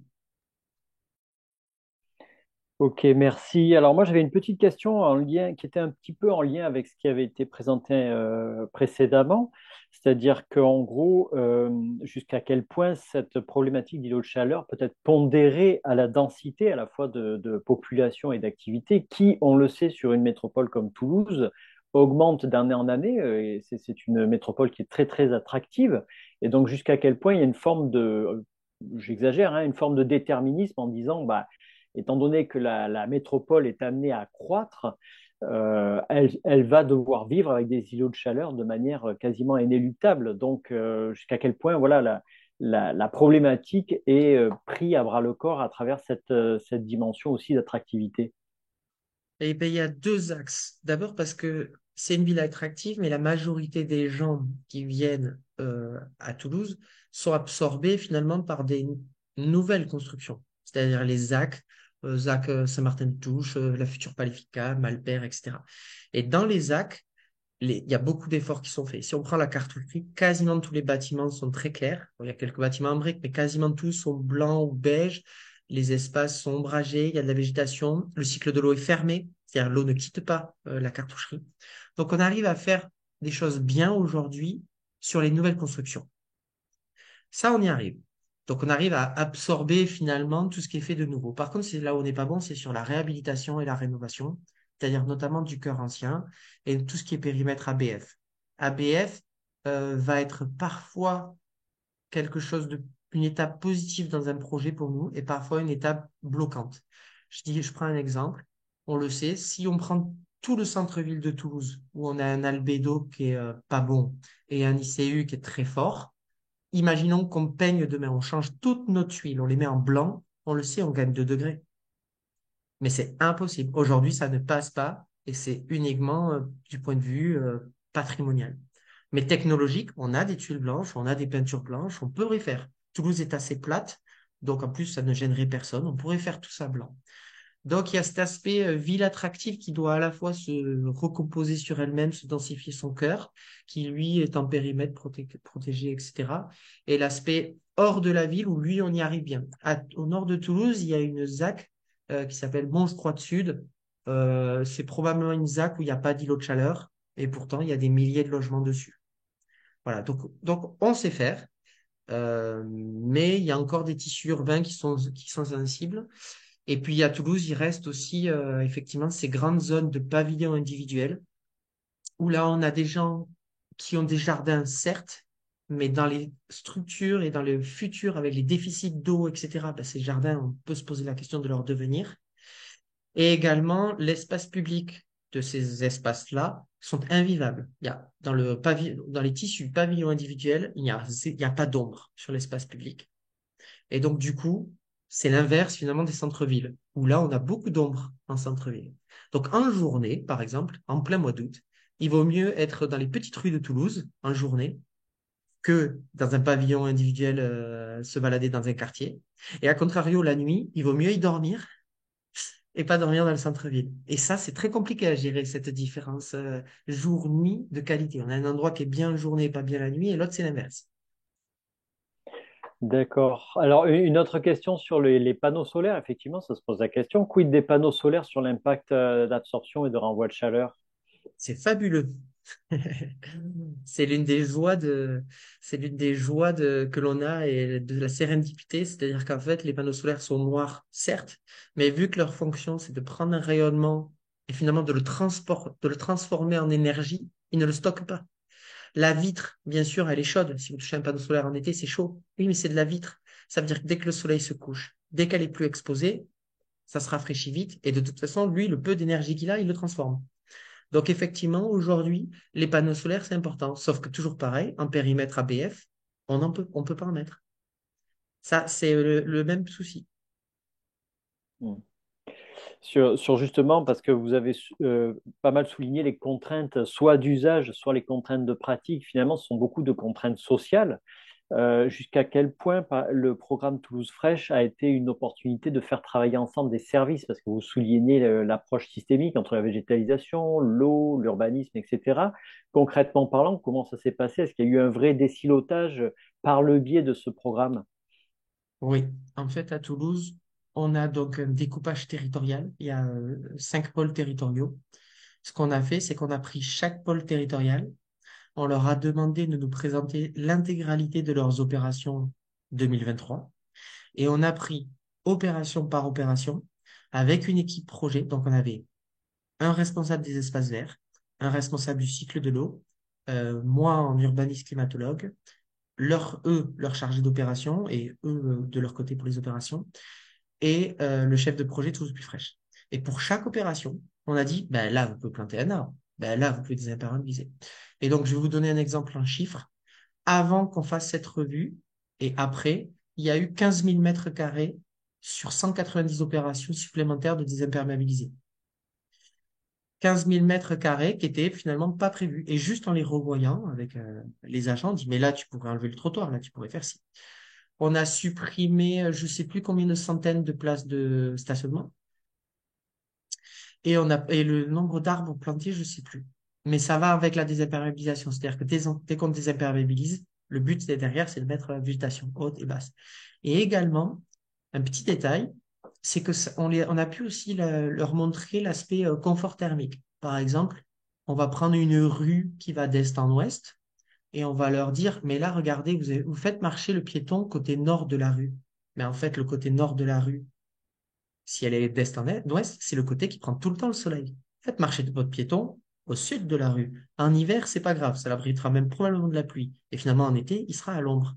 Et ben du coup, on leur a rien changé. Enfin, je veux dire, par rapport à leur coût du projet, il y a eu zéro changement. Ils avaient prévu un trottoir, ben, on est resté à un trottoir, on l'a juste changé de côté, et finalement, ça suffit. Donc, ça veut dire, voilà, comment on a désiloté, on a fait ça, on a fait le PLUIH pour être sûr que ça dissémine partout, et on a fait l'intégralité de toutes les opérations de la métro, enfin de Toulouse, parce que c'est Toulouse le plus fraîche. Ah ouais. Et dans le même ordre d'idée, par rapport à la population, c'est jamais évident, comment dire, d'essayer de tester des choses qui va peut-être des fois à l'encontre peut-être des attentes de la population, etc.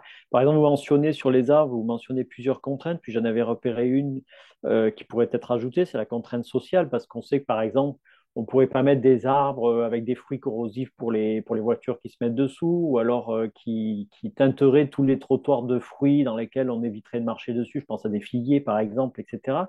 Donc, ce lien avec la population, par exemple, vous disiez il y avait des ombrières, vous essayez de tester un petit peu l'acceptation sociale. Comment vous faites ces allers-retours pour voir ce qui marche, ce qui est accepté et ce qui est au contraire moins accepté? On a deux outils.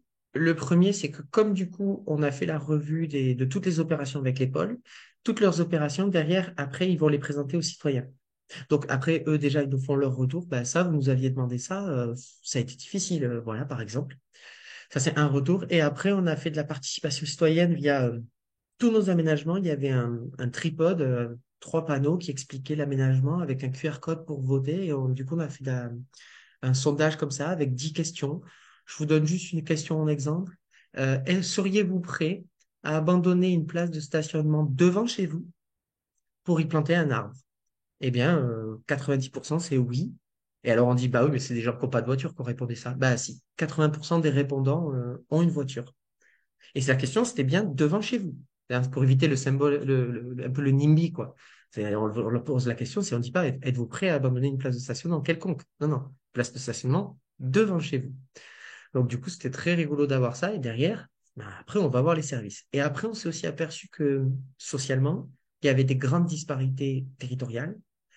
Les habitants du centre-ville de Toulouse sont clairement orientés écologie, bobo, et ne veulent plus de la voiture et finalement veulent un parc de centre-ville.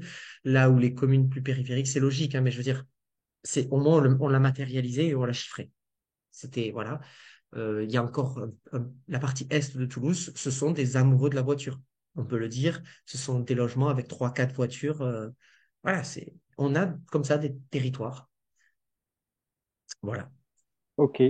Petite dernière question sur au niveau des coûts. Parfois, il y a comment dire, des aménagements qui pourraient être très efficaces sur telle ou telle chose, et en partie sur les îlots de chaleur, mais qui pourraient entraîner un coût. Alors, vous parliez par exemple de matériaux qui peuvent être très intéressants. J'imagine que le prix de ces matériaux ne sont pas tout à fait les mêmes que ceux qui sont habituellement utilisés depuis des décennies.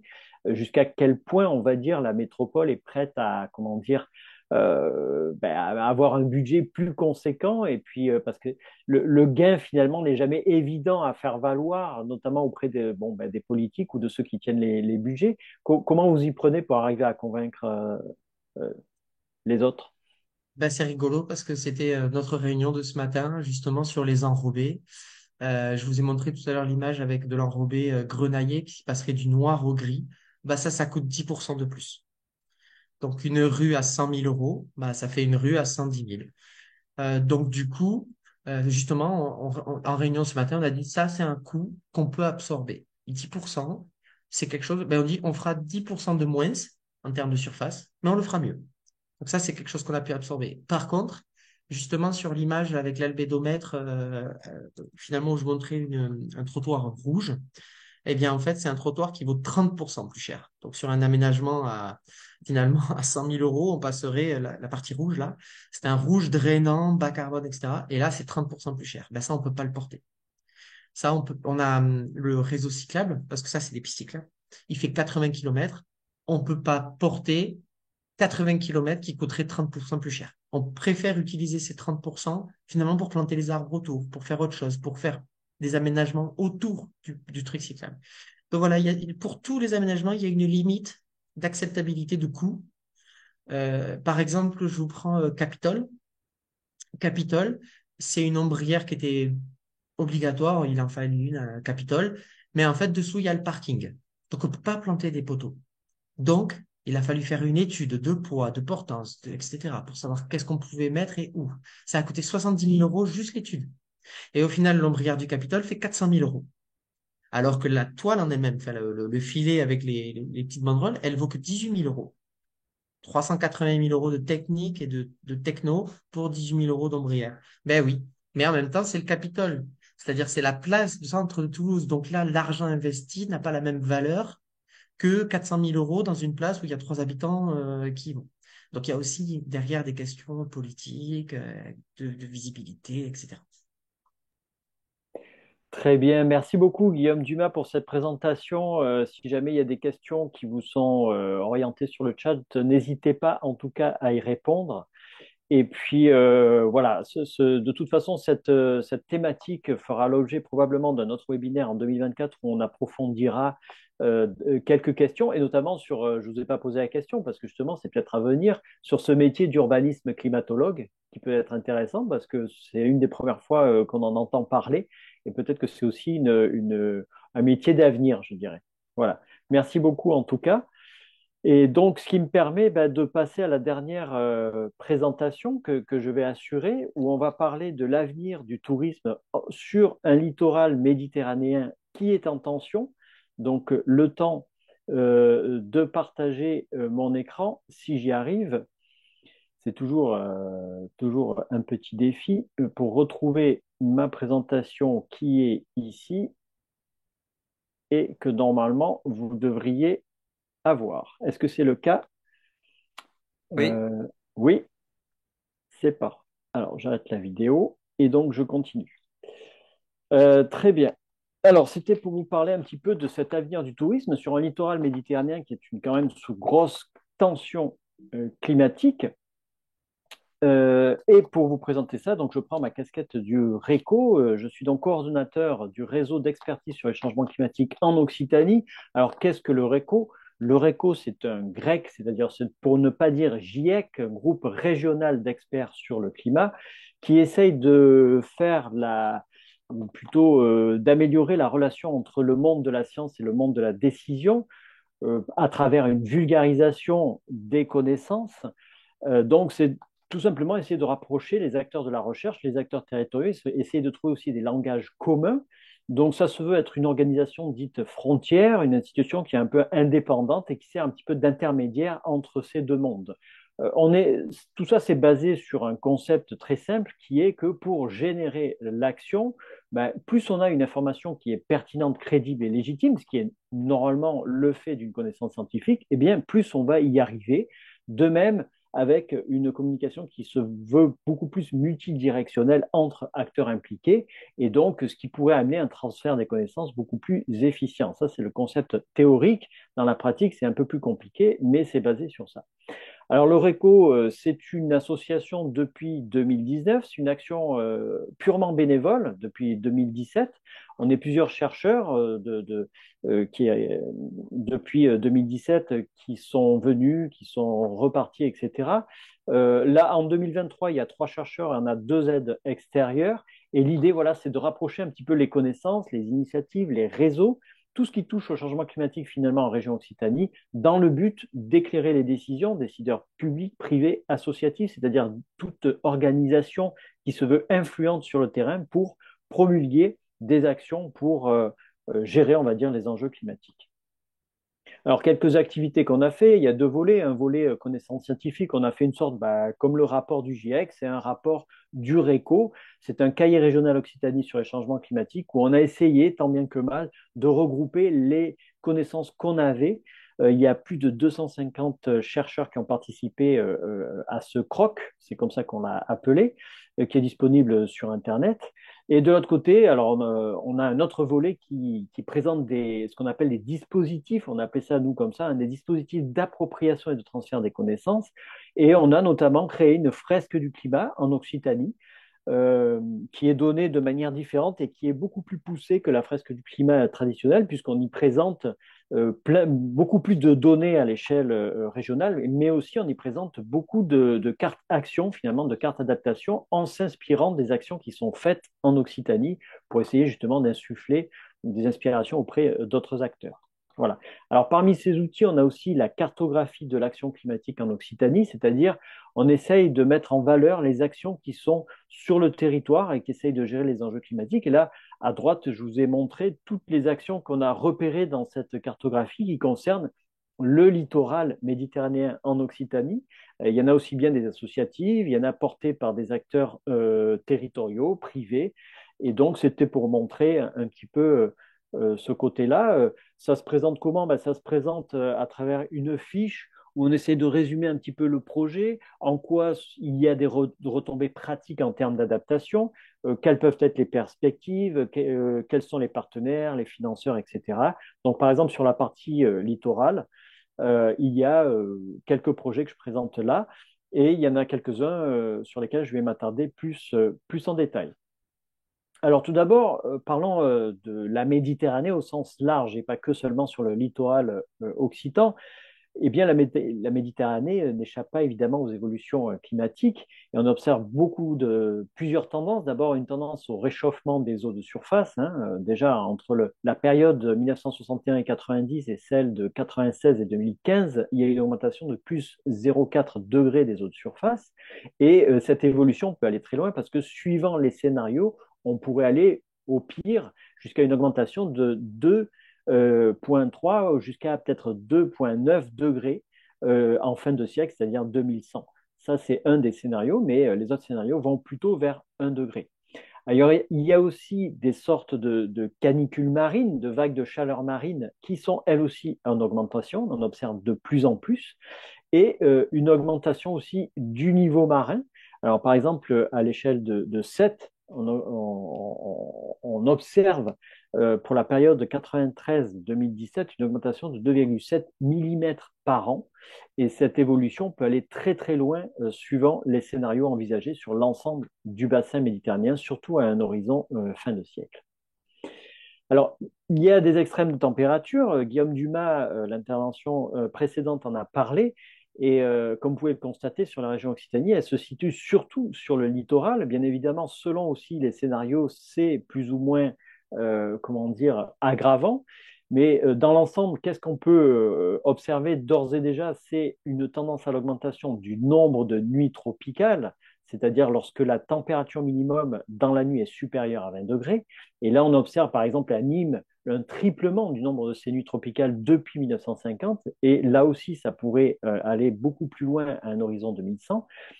Des jours de forte chaleur, c'est-à-dire là où la température maximale est supérieure à 30 degrés, on a observé un doublement de ces, comme l'a dit précédemment Guillaume, hein, un doublement sur Toulouse, et là, ça pourrait être beaucoup plus fréquent, et c'est pareil pour les vagues de chaleur.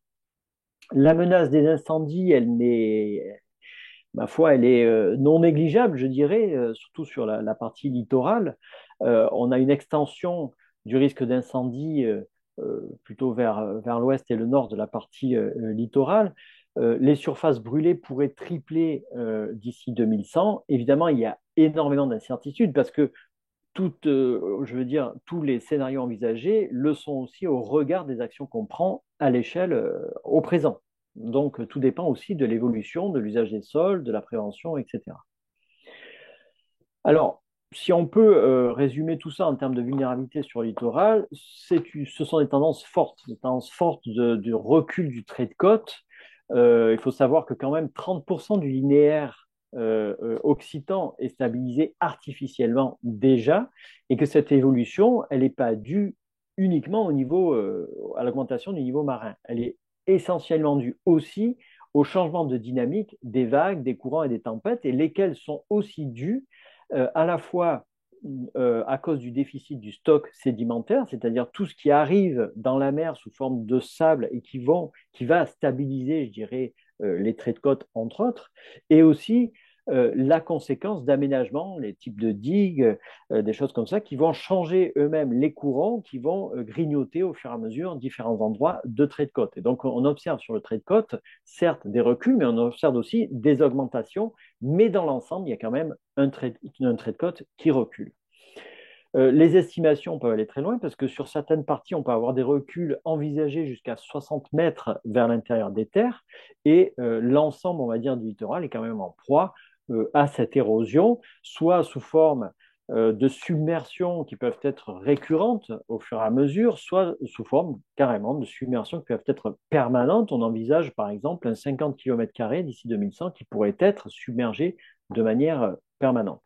Alors, vous l'avez compris, j'arrive tout doucement à cet enjeu sur les activités récréo-touristiques, c'est que cette disparition des plages, ça a non seulement des impacts sur les services qui sont associés, et notamment sur les services écosystémiques, c'est-à-dire qu'est-ce que la nature peut nous apporter en termes de bien-être, par exemple, mais aussi sur la qualité des eaux souterraines. Il y a une salinité croissante, par exemple, mais aussi sur les milieux naturels et sur le monde vivant non humain, les lagunes, les territoires agricoles, ça sur les activités, et donc forcément sur le tourisme au fur et à mesure. Alors, si on prend l'enjeu de tourisme à l'échelle de la Méditerranée, c'est vraiment l'ensemble de la Méditerranée. Il faut savoir que si on considère que la Méditerranée, admettons, est un pays et qui engendre avec ses activités, hein, aussi bien en termes de tourisme, en termes de pêcherie, etc., elle génère environ 450 milliards de dollars US sous ce qu'on pourrait appeler un produit marin brut, qu'on pourrait comparer au produit intérieur brut, par exemple. Et donc, 92% de l'argent généré est dû au tourisme marin et côtier. C'est-à-dire que les pêcheries et l'aquaculture à côté ne représentent que 2%. Bon, déjà, on voit bien que le secteur du tourisme est particulièrement important pour cette région méditerranéenne. Alors, si on compare ce produit marin brut, si on le compare justement à d'autres pays qui forment le contour, en tout cas les littoraux de la Méditerranée, eh bien, il serait au 5e rang des économies de la région. La France ce serait la première avec son produit intérieur brut, et donc la Méditerranée serait la 5e. Et tout ça avec une situation où actuellement nous avons à peu près 220 millions de vacanciers sur les différentes côtes de la Méditerranée par an, avec un horizon d'ici 2025 où on envisagerait quasiment le triple de ces vacanciers. Donc, qu'est-ce que ça veut dire? Ça veut dire non seulement, là, il y a tout l'usage qui va avec ces personnes qui vont sur les littoraux, mais aussi la construction d'infrastructures, l'artificialisation, les déchets, etc. Donc c'est un véritable enjeu qu'on retrouve bien évidemment sur le littoral occitan. Par exemple, sur les données touristiques qu'on a actuellement, 23% des touristes qui vont en Occitanie vont sur l'espace littoral et se retrouvent dans des stations balnéaires qui ont leurs propres difficultés par rapport justement à ces submersions ou à plein d'autres choses. Alors, il y a des difficultés bien évidemment de repli par rapport à leur localisation, par rapport à la composition urbaine. Alors, autant sur certaines stations, ça peut être envisageable d'évoquer, je dirais, certains aménagements pour contrer ces défis, autant sur d'autres, c'est franchement plus difficile. Par exemple, la ville d'Agde, qui est particulièrement sujette, on va dire, en tout cas en potentialité à des épisodes soit d'inondation, de submersion croissante, serait particulièrement difficile. En tout cas, c'est un territoire où on peut difficilement envisager du repli. Alors, par rapport à ça, plusieurs études qu'on retrouve justement dans le cahier régional Occitanie qui est sorti en 2021, pour un mètre d'augmentation du niveau de la mer projeté en 2100 et dans un scénario d'absence d'adaptation, certains considèrent, d'après les études, qu'il y aurait jusqu'à 27% de surface de plage qui serait perdue, avec bien évidemment, suivant les endroits, des variabilités complètement différentes, puisque ça peut aller de 5% jusqu'à 50% selon certaines communes. Alors forcément, face à ça, ça amène des réorganisations ou des réponses qui seraient forcément différenciées en fonction de leur nature. Par exemple, les plages des secteurs urbanisés sont plus vulnérables que les plages naturelles qui peuvent s'adapter grâce à leur mobilité, par exemple. Alors, les conséquences, elles sont évidemment difficiles à estimer. Certains chercheurs utilisent ce qu'on appelle les valeurs d'usage pour essayer de mettre un chiffre, je dirais, sur cette perte. Alors là, c'est un exemple de valeur d'usage. Il a été estimé la valeur accordée à partir d'entretiens auprès de populations, une valeur accordée à la protection contre les tempêtes, par exemple, et celle-ci s'élève à 2,1 millions d'euros par hectare. On a fait d'autres enquêtes pour essayer d'accorder une valeur récréative pour l'ensemble des usagers, aussi bien les touristes que les résidents principaux, secondaires, ceux qui font des excursions, etc. Ça s'établit à 3,3 millions d'euros par hectare. Et le total, donc la valeur d'usage, c'est la valeur cumulée, représente 5,4 millions d'euros par hectare de plage. Et à partir de là, si on estime qu'il peut y avoir une perte maximale de 27%, eh bien, on évalue à une perte de 2,40 milliards d'euros le coût de cette perte de surface de plage. Et donc, forcément, ça a un impact non négligeable sur les économies locales.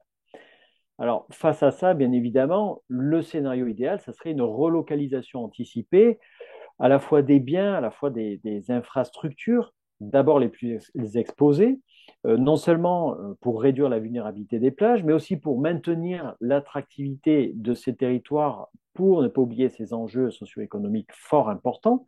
Et donc, ça permettrait d'éviter, en s'y prenant en avance, 31 milliards de dommages d'ici 2100. Alors ça, c'est la théorie. Face à ces risques, évidemment, on se heurte à d'autres choses. On a des perceptions qui sont complètement différentes. On a une forme de relativité des risques, par exemple par rapport à l'attachement au lieu, à l'attachement à tout ce que ce lieu peut donner sur le bien-être justement des populations, par rapport à une mémoire qui est transmise de manière différente. On oublie facilement les aléas exceptionnels, donc la mémoire est plutôt faible sur certains aléas où on passe vite justement par souci de protection, mais aussi peut-être par déni. On a aussi des résidents qui ne sont pas là tout le temps et donc qui ne se sentent pas forcément concernés par les vrais enjeux par rapport à ceux qui sont là en permanence.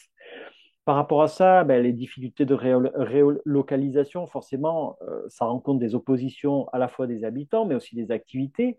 Il y en a qui souhaitent, et qui l'expriment ainsi, qui souhaitent vivre avec le risque d'inondation, quitte à avoir des inondations de temps en temps, plutôt que d'être relocalisés. On a la difficulté d'intégrer ces menaces dans les politiques, par exemple. Et tout ça, forcément, ça amène l'idée que on a une nécessité d'étude quand même. Il y a aussi tout ce qui est biais d'optimisme, c'est-à-dire par exemple, il y a eu des enquêtes qui ont montré que un fort pourcentage de la population pense que le système actuel d'assurance, celui qu'on nomme catastrophe naturelle, CatNat, sera maintenu quoi qu'il en soit. Or, on voit bien que ce n'est pas le cas, hein. Il est en ce moment justement fortement débattu pour savoir quelle orientation on peut prendre par rapport à ces enjeux.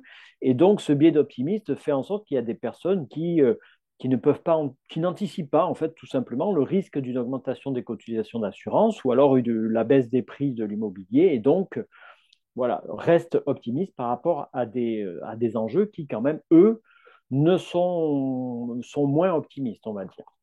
Donc, c'est sûr qu'il y a une nécessité d'études hein, sur ces résistances, ces solidarités territoriales, sur les questions d'équité, sur tout ce qui est de l'ordre de l'immobilier temporaire. Et donc, cette tension entre cette nécessité d'en savoir un petit peu plus par rapport à ce qu'on sait faire techniquement, et puis c'est ce qui a été un petit peu présenté en avance, hein. On sait le faire au niveau technique, par contre, les contraintes, souvent, sont des contraintes d'usage, des contraintes de pratique, des contraintes sociales.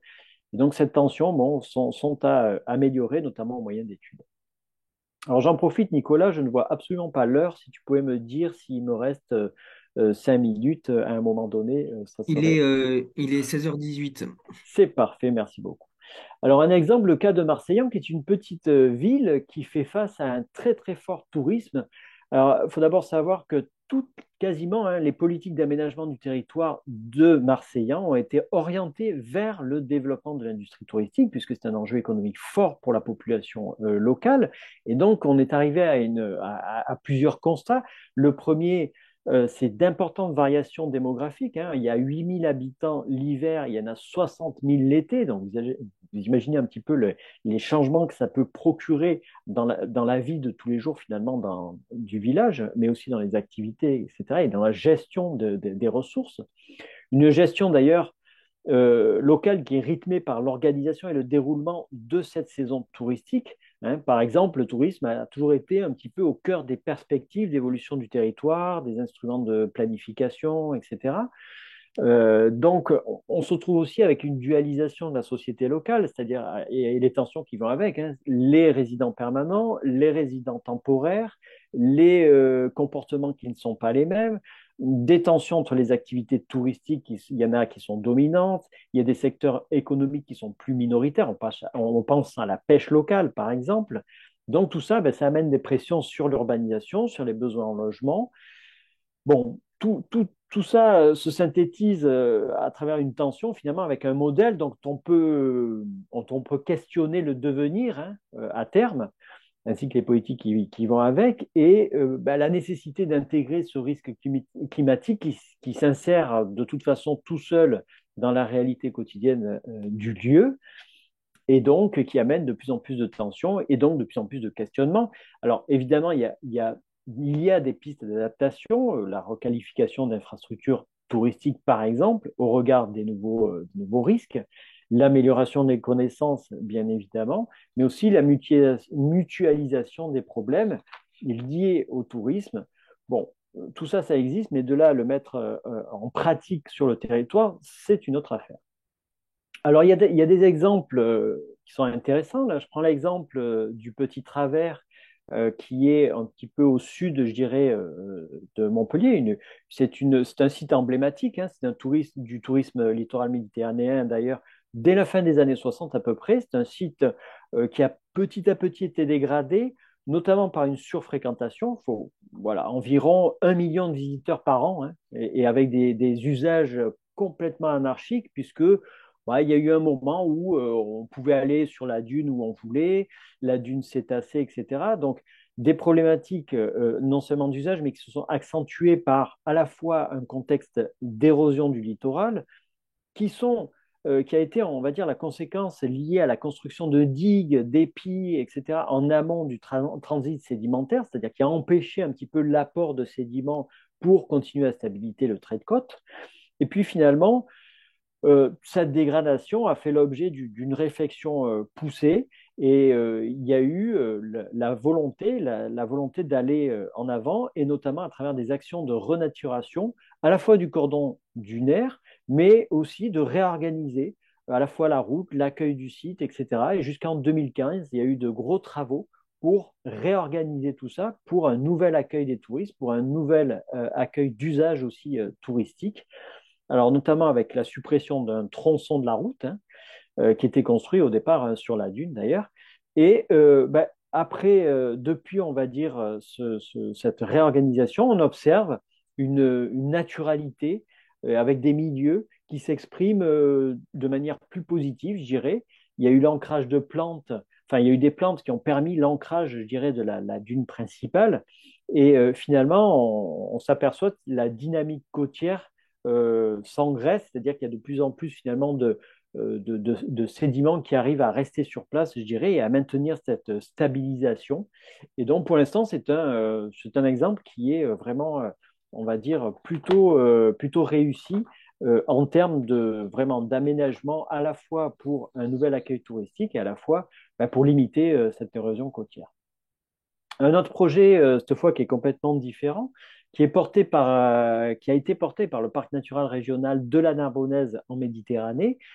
C'est tout simplement un programme qui s'appelle La Mer Monte, qui est vraiment très, très intéressant, qui mêle à la fois des études scientifiques, mais aussi des approches sensibles, des approches artistiques. C'est pour d'abord mieux connaître les phénomènes d'érosion en jeu. Alors là, c'était pour le parc naturel régional une problématique littorale d'une quarantaine de kilomètres, hein, qui est riche en lagunes, en lidos, etc., et qui est confronté là aussi à ces problèmes de submersion. Et donc ce programme a permis de questionner la relation entre les usagers et justement la mer, ce territoire de mer particulier, notamment la lagune, essayer de voir comment on peut agir sur cette prise de conscience de l'enjeu en lui-même, l'enjeu climatique, l'enjeu aussi sur la temporalité finalement, sur la tendance qui s'accentue, et finalement essayer de contribuer à une construction d'une vision à la fois prospective, collective, pour engager des processus, comment on fait finalement dans les limites de ce parc naturel régional pour faire autrement face à l'élévation du niveau de la mer. Un autre exemple plus récent, la fresque des rivages héroltés. Donc, il faut savoir que le littoral du département de l'Hérault, c'est 90 km de côte qui sont là aussi fragilisés, à la fois, toujours pareil, hein, par une surfréquentation, à une pollution justement due à ces usages et à des risques d'inondation et de submersion.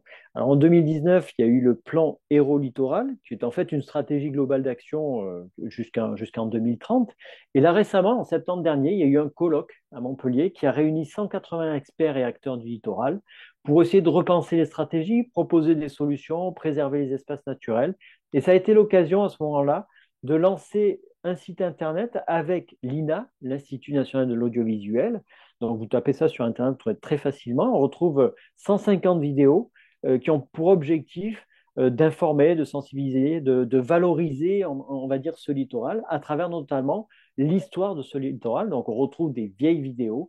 Et bon, voilà, ce sont aussi autant de témoignages qui permettent d'accélérer ces prises de conscience. Dernier exemple que je mettrai en valeur aujourd'hui, c'est le Lido de Sète. C'est je pense, le plus connu, c'est celui qui est le plus spectaculaire en termes de coût aussi. Là, vous voyez le résultat sur cette photo. Mais derrière ça, il y a eu tout un cheminement, une problématique d'érosion côtière évidemment qui était prononcée, mais cette fois, il y avait une route départementale qui passait. Il y a eu plusieurs tempêtes qui ont accentué les dégâts. Il y a eu beaucoup d'hectares qui ont été perdus, notamment entre les années 50, début des années 2000, et qui ont accéléré la réflexion. Beaucoup d'activités économiques locales aussi qui ont été en danger. Ça, c'était le point un petit peu de départ. Et très vite, en fait, les réponses envisagées, ça a été il faut se réorganiser, à la fois pour protéger le trait de côte, préserver les activités économiques locales, sécuriser les liens de transport. Alors, à côté de la route, il y avait aussi une voie de chemin de fer qui existe toujours, mais qui a été relocalisée. Et donc, ce qui est intéressant dans ce projet, c'est que ça regroupe un ensemble de mesures, dont notamment des solutions d'adaptation fondées sur la nature. Alors, à l'époque de la réflexion, on ne parlait pas de ça, mais c'était la même idée, à la fois de la relocalisation, à la fois de la protection. En gros, depuis 2007, il y a eu 55 millions d'euros qui ont été engagés à travers des partenariats techniques et financiers importants et à travers deux volets. Le premier, c'est le retrait stratégique. Donc là, on voit le plan avant-après, hein. Donc, en gros, toute la bande littorale a été réaménagée. La route littorale, la route départementale a été déplacée de 100 mètres vers l'intérieur. Les stationnements ont été complètement réaménagés. Il y a eu des passerelles de franchissement qui ont été créées, des pistes cyclables, des équipements sanitaires qui ont été repensés. Et le deuxième volet, c'est la protection. Et ça a été le plus spectaculaire avec une plage et un cordon dunaire qui ont été vraiment réhabilités, mais rechargés d'abord en sable, mais surtout, il y a eu des drains, des énormes drains qui ont été enfouis, on voit là sur la photo, qui ont été installés, renfouis, qui récupèrent l'eau finalement, due par exemple à des submersions temporaires, mais pas que, hein, aussi à des inondations. Et recanaliser, ça permet d'assécher le sable et de le maintenir finalement, plutôt que d'éviter qu'il soit transporté par la houle et de participer à la perte finalement des sédiments de la plage. Il y a eu aussi l'installation d'un atténuateur de houle, et donc qui est installé à 350 mètres du rivage. Et tout ça, c'est pour amoindrir l'impact des vagues. Et jusqu'à présent, les résultats sont plutôt probants. Euh, voilà. Mais ce qui est intéressant dans le projet, c'est la logique.